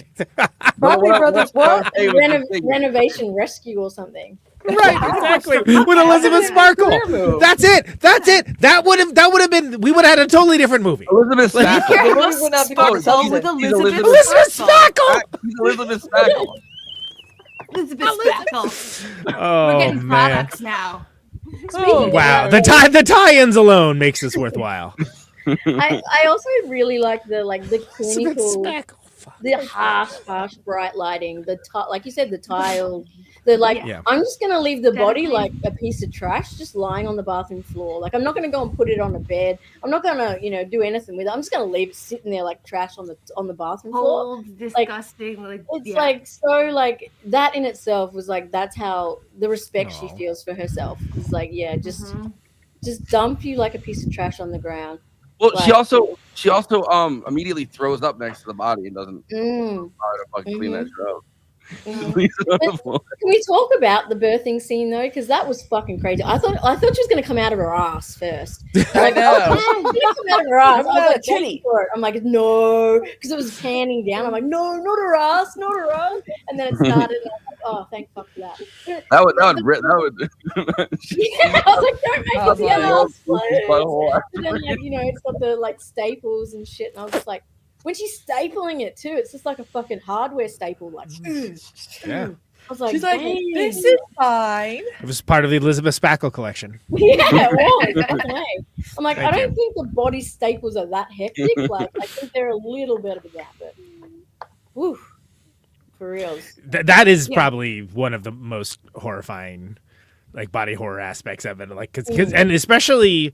After you see it, I don't know if it has quite the same effect, but it's still pretty gross. But I remember seeing the theater because it was kind of the first time. It's like it was like, oh, what is? Because you don't know where it's heading, and you're kind of like, Yeah, maybe it's the end of the butthole. Who knows? I thought I was so close, so I was like, don't do it. Plus, I've spoken to people who've had surgery to have parts of their body like removed. And they Yeah. talk about like if you see the body part still there after the surgery, like if they just leave it next to you, this like disassociation of like touching it and interacting with it. And I think that that was really fully actualized in that scene. She's very quick to cut it, close it back up, but like it's meat. It is this thing that she's touching. There's no moment where she's scared to touch it, and that's really intense too. We also got to remember like another thing with that too, KT, is that there's a thing called phantom pain where it's like you still feel like that body part is there. Because I had a teacher who had up to her knee removed, and she would always like in the middle she'd just be teaching, and then she'd be like, oh god, phantom pain, because it felt like they say it feels like a million fire ants biting, like pure fire. So. But I always felt that scene. When I first saw that scene, I was like, "Oh, so we're doing this is what's happening." Yeah, yeah, love it. The go, Conan. Oh, I was just gonna say, because we're gonna have to close to Letterboxd one-liners fairly soon, that I did not quite know where I was gonna expected when we see the Sue now needs a better version of herself. Yes. And so she takes the activator. I was like, well, what's gonna happen? Well, okay, what's gonna happen now? I was like, this ain't gonna be good. Like, whatever it is, it ain't gonna be good. But I will say, as much as I enjoyed the film until that point, I did not think what was gonna happen next was what happened next. I mean, I don't know if anybody had that on their bingo card, but it was like, I thought okay. It was going that way, but not quite this was that hectic. Fucking, I could not stop laughing and just throwing my arms around when when she's the monster and she's like pushes the earrings into her head. Yeah. And then when she's trying to straighten that one hair, I was fucking dying. I was like dying. But it was like hilarious, but it was also really sad because it was like, this is how badly this bitch trying to hang on. You know what I mean? And it's super tragic that when she tries to go into the studio with the face thing stapled to her, the guy doesn't even notice. He just waves her right the fuck in. Like, it's, oh God, that scene is so incredibly hard. Yeah, I feel like I liked that part of it better the second time. The first time I wasn't really sold on it. I was like, I don't know. But I think it's because it's so unbelievably overwhelming, and I think it's the rush of empathy that you have for like that's what makes it hard to watch, right? Like it's not even that she's gross. It's not even that it's you've built up empathy for these both of these characters in some way. Like I think I don't necessarily all right. So I don't like Sue for most of the movie, and then but once her teeth start falling out, and like I don't know, you feel. And you start to feel bad for her, right? Yeah, you start to feel like she becomes a fucking monster, and becoming the monster, right? Like it's hard to watch because you have that. She gives birth to the titty. Yeah. I was shaking my hand, and in the cinema I go, she gave birth to a titty. Well, it's like, hey, you guys want boobs, but does the context of the boobs even matter? Not like they're real anyway. It's like a hangman, like a hanging mum boob too. Like, in the beginning, she says, "I have some of those in my garden. They grow really well." In the beginning, the creepy guys doing the quick auditions for the next Elizabeth Sparkle. They're like, "Oh, if her boobs were where her face is, maybe we'd have something or something." And that's how bad, much they're critiquing the body. So then the boob actually does come out of her face. I do think that this scene is the scene that pushes my it, mind. though. I was like, shit, that's when I knew this shit's gonna get wild. I was like, this shit's about to fucking hit it.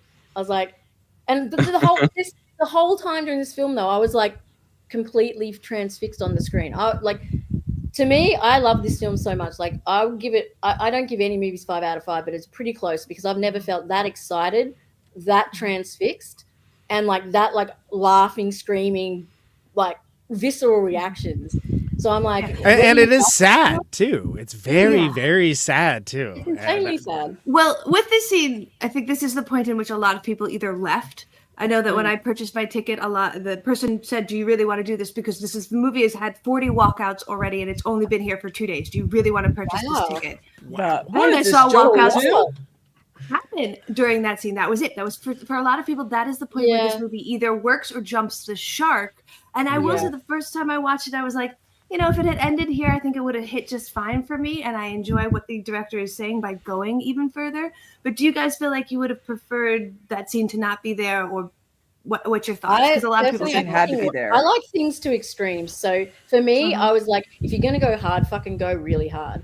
So I felt like she took it really far, fucking keep pushing it. And she did. And everything did. she felt, I was like, motherfucker, what? And I was like, ooh, whoa. And I was like, dude, she really, if you're going to take something and try to take it, you know, like just amplify it like that, I think she was fucking brave as fuck to go as hard as she did. Because committing to that third act, like that's saying, I don't really give a flying fuck what critics are going to think of my film. Because it could kind of cost you the Oscar. That's like just a little bit further than the Oscar is willing to go, you know? Yeah, and even then, Margaret Qualley, most of her, she it's kind of like a joke now that like people should not go see, like Margaret Qualley's family cannot go see her films because her films are way too raunchy, too extreme, too sexual. Here she did Kinds of Kindness was the last movie she did before this. Like, yeah. I wanted she's to taking risks.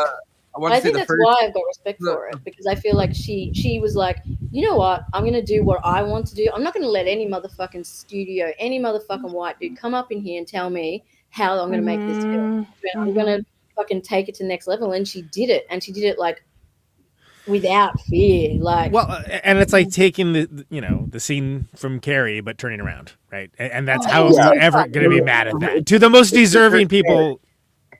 Yeah. To the most deserving people of all, which is to say, and I was like laughing. I was like, "This is hilarious!" Like, you know what I mean? Like, my dad said to me, he goes, "That scene was fucked," and I was like, "Dad." I was like, yeah, I know you like you actually like, because he loved The Substance, he loved it, and he was like, that scene, whoa. See, my mom wouldn't handle that movie. I remember watching it. I remember watching it the first time, and I messaged the chat, and I was like, "Reverse Carrie! They just did the reverse Carrie." It's reverse Carrie, yeah. But my husband saw it at the cinema, and he said that was when the blood started, was when people started to leave the cinema. But like I said, I saw it on open night in an arty sort of cinema, so nobody left. Everyone, boy, is my finger on the pulse. Like everyone, I was like, awesome. Yeah, everyone went there like knowing this film's probably going to be quiet. Yeah, you got to say it loud enough for everybody to hear it, and that was certainly loud. Yeah. I think it's certainly loud in a way that. So I watched Revenge today, and we can do one-liners after what I was saying. But I watched Revenge today, and as a movie, that movie feels like a primal scream, but in a way that's not as inspired as this, or as creative as this, or as brilliant as this. And I think this has the right balance of that primal scream is definitely there, but there's empathy there. There's there's creativity there. There's like actual considered layers. Like there's actually these layers happening, whereas the first one was intent. Yeah. But before we quickly go to one-liners, can we please talk about the ending? We're already in it. Yeah, let's go. Yeah. Like, because that was fucking gold. I loved it. I was like, is she? Her face just flew off, and now it's going to crawl onto her. Well, it starts with the Hollywood star, right? Like that's one of the first things you see after the and the progression of it getting like worse and worse. Yeah, and like the dude dumps the entire hamburger on it in a real chaos move. I want to argue that it is the exact same sort of ending as Pearl and Strange Darling. It's a long hold on the face of the female protagonist as she dissolves. Yep. Oh, that's good. And it's so high, so insanely absurd, and yet I am fucking crying. I'm crying. She's a beautiful star. I'm crying.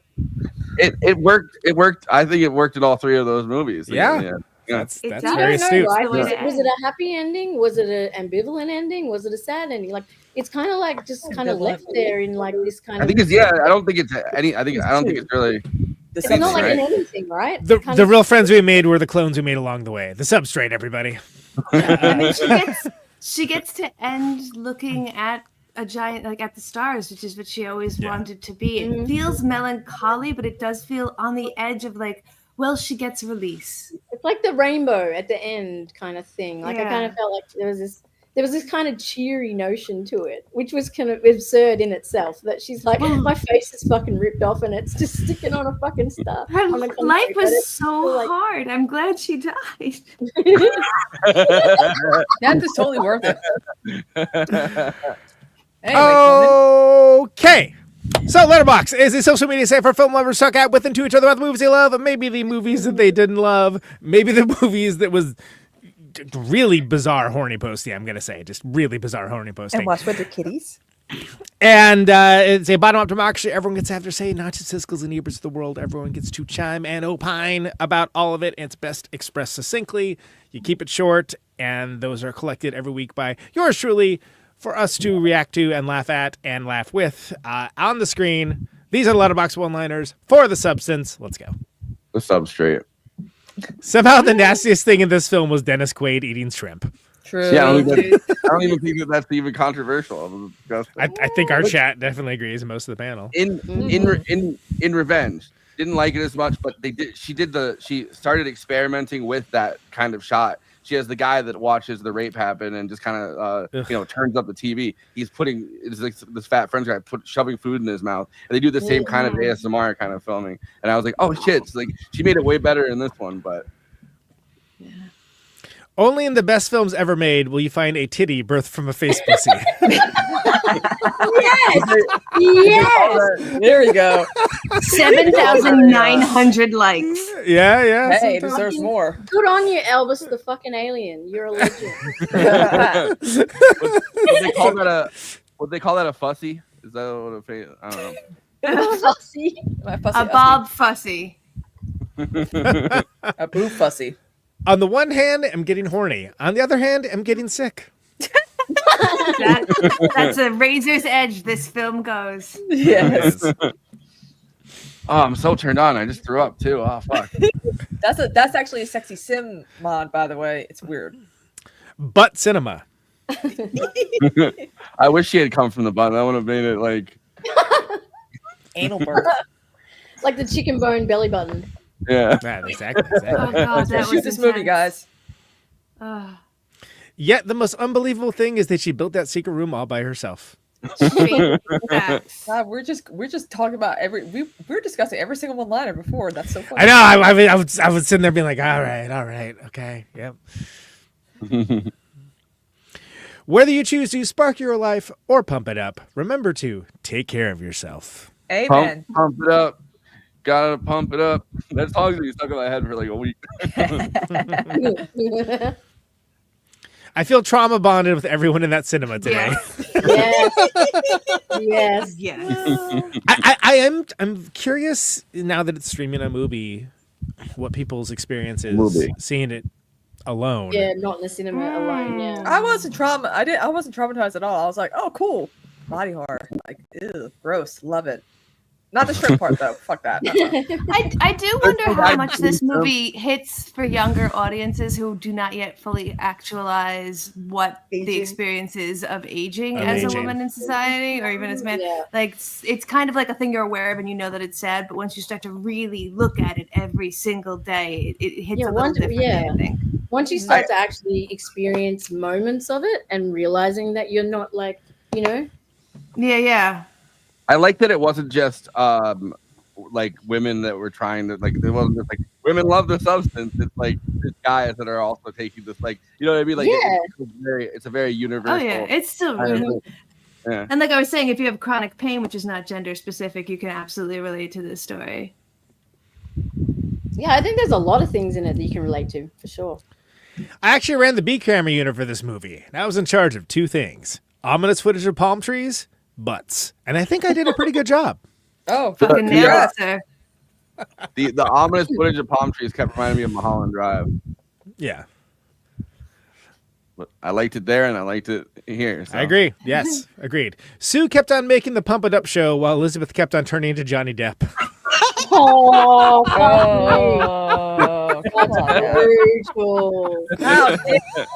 Come on, he's definitely someone who's definitely. What if the substance is real and it's Johnny Depp and Timothy Chalamet? No, it's more of like Leonardo DiCaprio and Timothy Chalamet because he keeps getting compared to him. I don't think so. Leonardo DiCaprio looks normal. Leo DiCaprio hasn't aged well, I'm afraid. No, he curse of the baby face. Mm-hmm. All right, P. Pearl, you would have loved the substance. Jesus, we're going through them all tonight. That's right. After watching this, I would like to grow old with dignity. Not a choice. You're going old like this. You're gonna do that L'Oreal instant age rewind. We didn't ask. The substance has been placed underneath your seat. Please open it up. I do like through this entire thing right before we finish the one-liners. Like I like that this takes that trope that's like, oh, there's like the older woman in show business and then she's replaced by a younger girl. Like so many movies have done that, right? Like I mean Showgirls obviously, but like so many movies have done that kind of archetype. But like this movie hits harder because it's literally you. Like you're taking your own place. And, like Absolutely. Yeah. Those are Letterboxd one. Yourself. Those are Letterboxd one-liners for the substance, aka the substrate. Please follow our HQ account on Letterboxd at Movie Night Extra. We're doing stories for all of the various movies that we cover. Lots more bonus content, extra clips, things along those lines. All sorts of wonderful stuff there. Pump it up over there with Always Flacco. Always Flacco. You gotta pump it up. he's logging all the stuff that we do in this show, lots more, and as you heard earlier. I am at Conan Neutron. I respect the balance. That's what I do. I also did I called it a hashtag Feast of Film yesterday for the American Thanksgiving. 8 different movies in a 24-hour period. And so if you're interested in checking into that or lots more, follow me along for that. New Criterion Challenge coming up. KT and I are going to both do it. We're going to live stream our picks when that comes up. And it's like next week, I think, something along those lines. So we'll stay tuned for that. But follow me along for the highbrow, the midbrow, the Populus all that good stuff. Kristina's 36D cup is real. I can't believe I had to say that aloud. I did that specifically for you. I appreciate Conan it. will read anything you put up on the teleprompter. And just like it's like Anchorman, exactly. Yeah. And she's Adam Kristina on Letterboxd.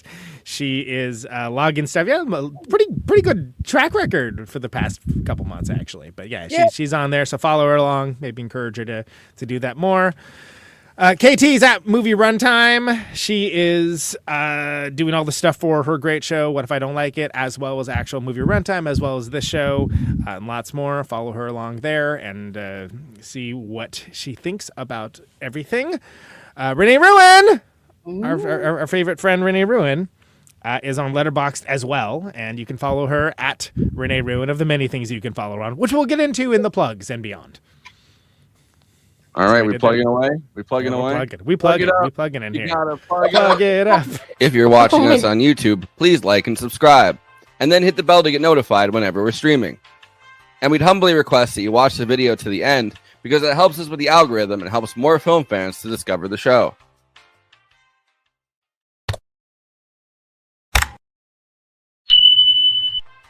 We're also monetized. If you want to get your chat questions definitely read on stream, you can always send us a super chat, which will help us keep the show going. Every cent helps.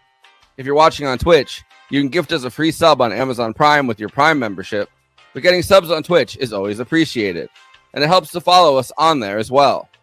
We also have an audio feed, which is available wherever you download podcasts, if you prefer to listen to podcasts rather than watch the stream. That's updated usually the same day we stream, but watching on YouTube and Twitch is the best way to get the show first, live as it happens.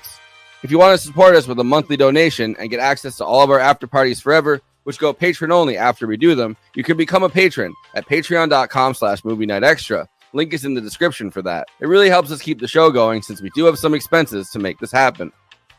We also have a Discord community. Link is in the description for that. We sometimes watch movies we cover on there. We get into conversations about everything from film to TV shows to related podcasts. We even have a Discord channel for memes. It's really fun on there.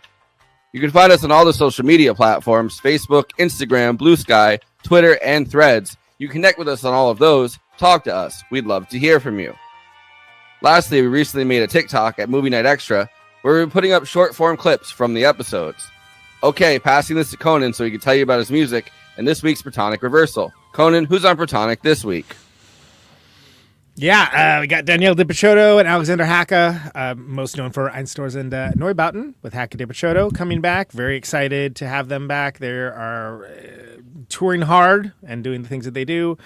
Patron-only episodes right now.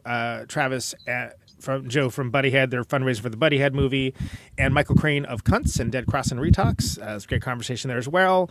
$1 a month, patreon.com/Protonic Reversal for all that and so much more. Tons of great stuff coming up. So much, I'm not going to bother telling you about it because it's going to take up too much time and we're running late. NeutronFriends.bandcamp.com, Conan Neutron, The Secret Friends. Merchandise still available. We have a couple, like 2, 3 maybe of the Dead Bob posters that for the tour we did with them in Lung. Those are available, as well as sweatshirts, which right now, and boy, those would sell real well if we were playing shows in Milwaukee right now. Let's put it that way. It's very cold. All that sort of stuff. And yeah, nothing to announce just yet for 2025, but plenty of stuff on the back burner. Kristina, what do you got? Well, of course, I'm back to streaming. Tomorrow is Shadow Saturday, where we continue watching Dark Shadows on Tubi, because we can do that, knock on wood. Then Sunday, Christmas decorating stream, because my mom and I are finally putting up the Christmas tree and all the Christmas decor. I'll be back, streaming more for the remainder of the week. But also, too, tomorrow I'm going to be with the Afternoon Tune to discuss Wicked and also Gladiator, too. So that should be interesting. Hey, Kristina, do you hear that? Do you hear that? Mariah Carey waking up. She's waking up. She's been awake for a month now, dude. I've been there. I listened to Christmas music at 12 a.m. on November 1st. That's how I am. Yeah, you woke her up. You woke her up. You woke her up. It was your August fault. through December. The fact that people don't think Halloween should have its own season is ridiculous. My Christmas gets its own season, so does Halloween. August 1st, Halloween season starts, okay? Don't come at me, okay?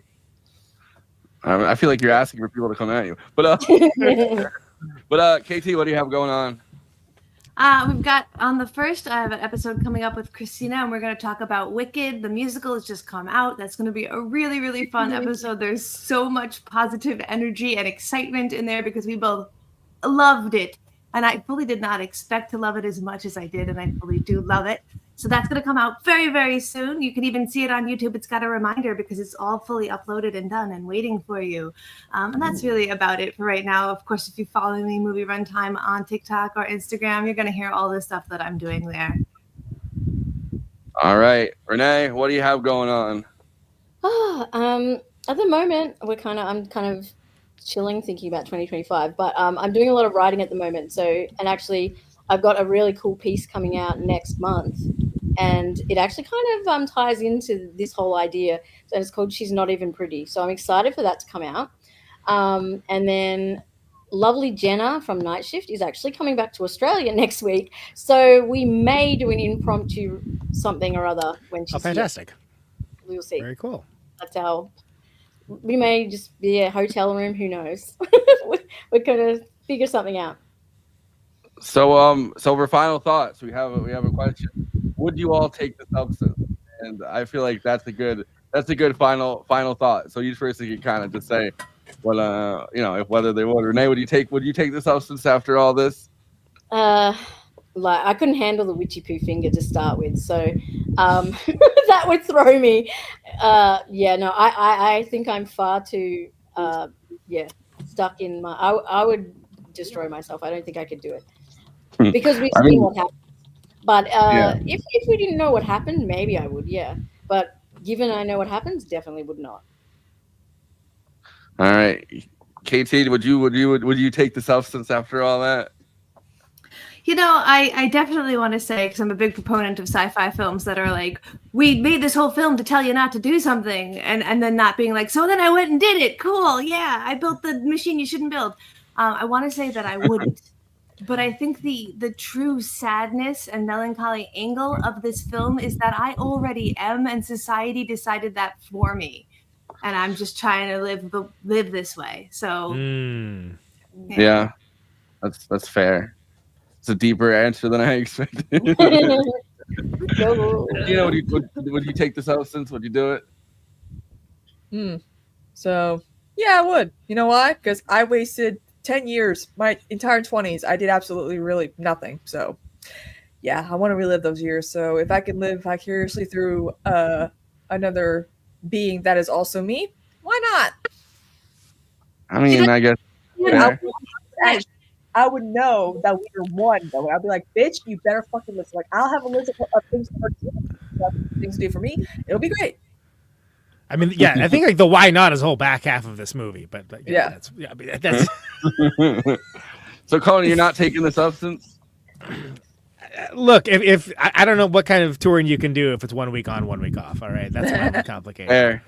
That's I would probably just. What does a young Conan sound like? I don't know. I feel like I've sounded exactly the same my entire life, but yeah, I don't know. I mean, no gray in the sideburns. That's for goddamn sure. Killer moves. I get told by people that I look pretty much the same. I'm like, well, cool, but I'm just gonna look old overnight, like in about 10 years, is what's gonna happen if I follow what my dad did. So, enjoy it while you can, if you enjoy it. My answer to the would you take the subs is just fuck it, why not? I know why not, but I'm just saying, like, I got nothing going on. Fuck it. Well, that's the thing. Like, if I didn't know what happened, I'd probably take the shit. You know what I mean? Because they don't tell you either. They don't say anything to you about it. They don't even tell you. Oh, you could miss pieces. You can turn into a blob, guys. You can turn into a blob and give birth to a tit. They don't even the instructions or anything, right? Like obviously they don't make that clear. But there's something else that like they also don't prepare you to like you get knocked out and have somebody come out of your back. I feel like I'd want to know that part too. There's no disclaimer. It's like, here's the elastic, shoot that shit up. Yeah. And they're like, oh, your spine's perfect. We're going to wreck that shit. Is there another question that we have? So Start With Words has paraphrased this question at least 3 times. So I feel like we should throw it out there. Between all these directors and last Tuesday's Strange Darling episode, I'm curious to hear what the panel feels about the if you know it, you know movie reference homages, as well as the visual language. Love it. Meaninglessness. That's my thoughts. Love it. More films should do it, because without these movies, we need to respect the older films to appreciate the newer ones too. So it's funny because Coralie, I heard her name. I listened to a pronunciation thing, and the last name is I said it right in the intro. Fargeat. Is that how you say it? It's like they did it like the only fun thing I could find. He had like a heavy French accent, and it was kind of like I don't know. But I call her Coralie. We're friends. But anyway, Coralie, of course. She actually is against overusing like movie references and homages, and she said the reason is because it actually adds a layer of like you're going into a layer, like you're going to a movie and then you're putting up a layer pretty much before the empathy of the characters. If you're just kind of doing a thing technically, and it distracts from building an empathetic thing. But then of course that final part, right, is all movie references. Well, but in a good way. And real quick, I'm just glad she at least referenced Cronenberg, because if she didn't, it'd be like, come on, never heard of it, never heard of him, huh? Come on. I think that when it's done, stuff come out, right? Like I kind of like that. Like I love that. Like if I made a movie, like there'd be so many movies that I'd be inspired by, not necessarily have homages to, but like I feel like that's what this film kind of does. Is it gives you a little bit of history without ruining her film, if you know what I mean. Yeah. Well, look at the last scene where like the body's like, it's getting like fewer and fewer parts every step she goes forward. That's RoboCop. That's in RoboCop. But it's like deployed so much differently into much different narrative effect and with much different emotion. And even like I didn't expect her to say, now that she said it, I totally get it. But like the Elephant Man and like Hunchback of Notre Dame, it didn't. That's so glaringly obvious now, but it didn't hit me. I did all the others, but it didn't actually hit me until she just said that, and I'm like, hang on a minute, oh my god, the Elephant Man was devastating. Yes, I remember. I still don't get the empathy that you have. And Star Wars. I'm a little confused about the Star Wars, but I mean, I love Star Wars. But I'm a little confused how it. Maybe that's what she was just saying. She's like, I like Star Wars. Yeah. Like, I'll reference it. I'm a Star Wars fan. I think it was. I think the action, maybe the action fantasy side of it. Yeah. I think that when you're doing homage, it's a very difficult thing to do, because if you do too much direct homage or shot for shot homage, I found that to be very weak, unless you are literally trying to tell me there is a direct analogy between these two stories that I should be paying attention to. Yeah. And even Easter eggs I find a little gimmicky unless it's intentional that you put that in there, because you're trying to tell a fan base that you respect them when you're making a piece that is very meaningful to them. But like sticking shit in just because it's cool, that doesn't hit for me. But if your story has a lot to do with the same sort of base of the Blue Angel, hiding that in there and being like, just in case, if you're a fan, yes, I did know that, and I am trying to go further with that story, as opposed to steal from that story because I don't have a language of my own. It's the same as I feel like a good use of that kind of thing, like the scarecrow scene in Pearl, right? Like I felt like that was a use of, like using an older movie that everybody knows to kind of have visual language in your film. But Conan, what were you gonna say? Oh, it's just I think if there's a way to do it that's hacky and there's a way to do it's good. Yeah. With anything, with anything. You gotta I could respect say it with more erudition. I could say it with much longer, but that's basically what I'm talking about, right? So You did a gotta good job with respect the you gotta Shining respect the balance. respect. Yes, And all yes. balance, Your absolutely. your movie and the movies you've watched that you want to reference. That's the balance. Mhm. Exactly. Respect the But, balance. You are the one. We can speed run through final thoughts, like a real version of final thoughts that isn't just, hey, would you take the substance? Renee, you got final thoughts? Yeah, final thoughts. Like I said, this I don't give 5 stars out of 5 stars very often, but this movie really did hit that hard for me. I couldn't not look. I was just like completely transfixed in the story, and everything about it was so visceral and so, yeah. It was a fucking wild ride, and I enjoyed every fucking second of it. So it's pretty hard for me to say I've not been this excited about a film and not felt so involved in a film. So for a very, very long time. So I feel like for me, this is a fucking banger. It's your version of Kristina and Wicked. Yeah. KT, Nice. final thoughts. Where's that crossover? Yeah. This movie came Like a out in substance. exactly the time that I needed it to come out because I wanted to like Longlegs as much as I liked this movie. Longlegs had a marketing campaign behind it that made it seem like it was going to be made specifically for my psyche and my love of using horror films to tell a deep and meaningful message. And it didn't. That's just spoiler alert. It didn't. But this film came along and said, "Hey, Katie, we did actually spend time making a movie for you, and here it is. And it is astonishingly funny and horrifically sad, and it will resonate with so many people." I think it will have a little bit of trouble for people, say, under 25 to not focus too much on the ending being so comical and so funny and boobs are coming out and this is so ridiculous. And they might miss the really tragic back end nature of that. Or they yeah, may I just think this- identify with Stu and be like, she's the hero of this story. Like, she's There's the me. risk. How dare you There's call the me out? Joker risk, the Pearl risk, where you might identify too much with the character you're not really supposed to identify with. American Psycho. Yeah. Yeah, I do think that you'll be surprised how many people's parents will watch this movie and love this movie. So I do Not think my if mom. you're listening to us and you haven't seen this movie, take a risk, watch it. You might be surprised. Yeah.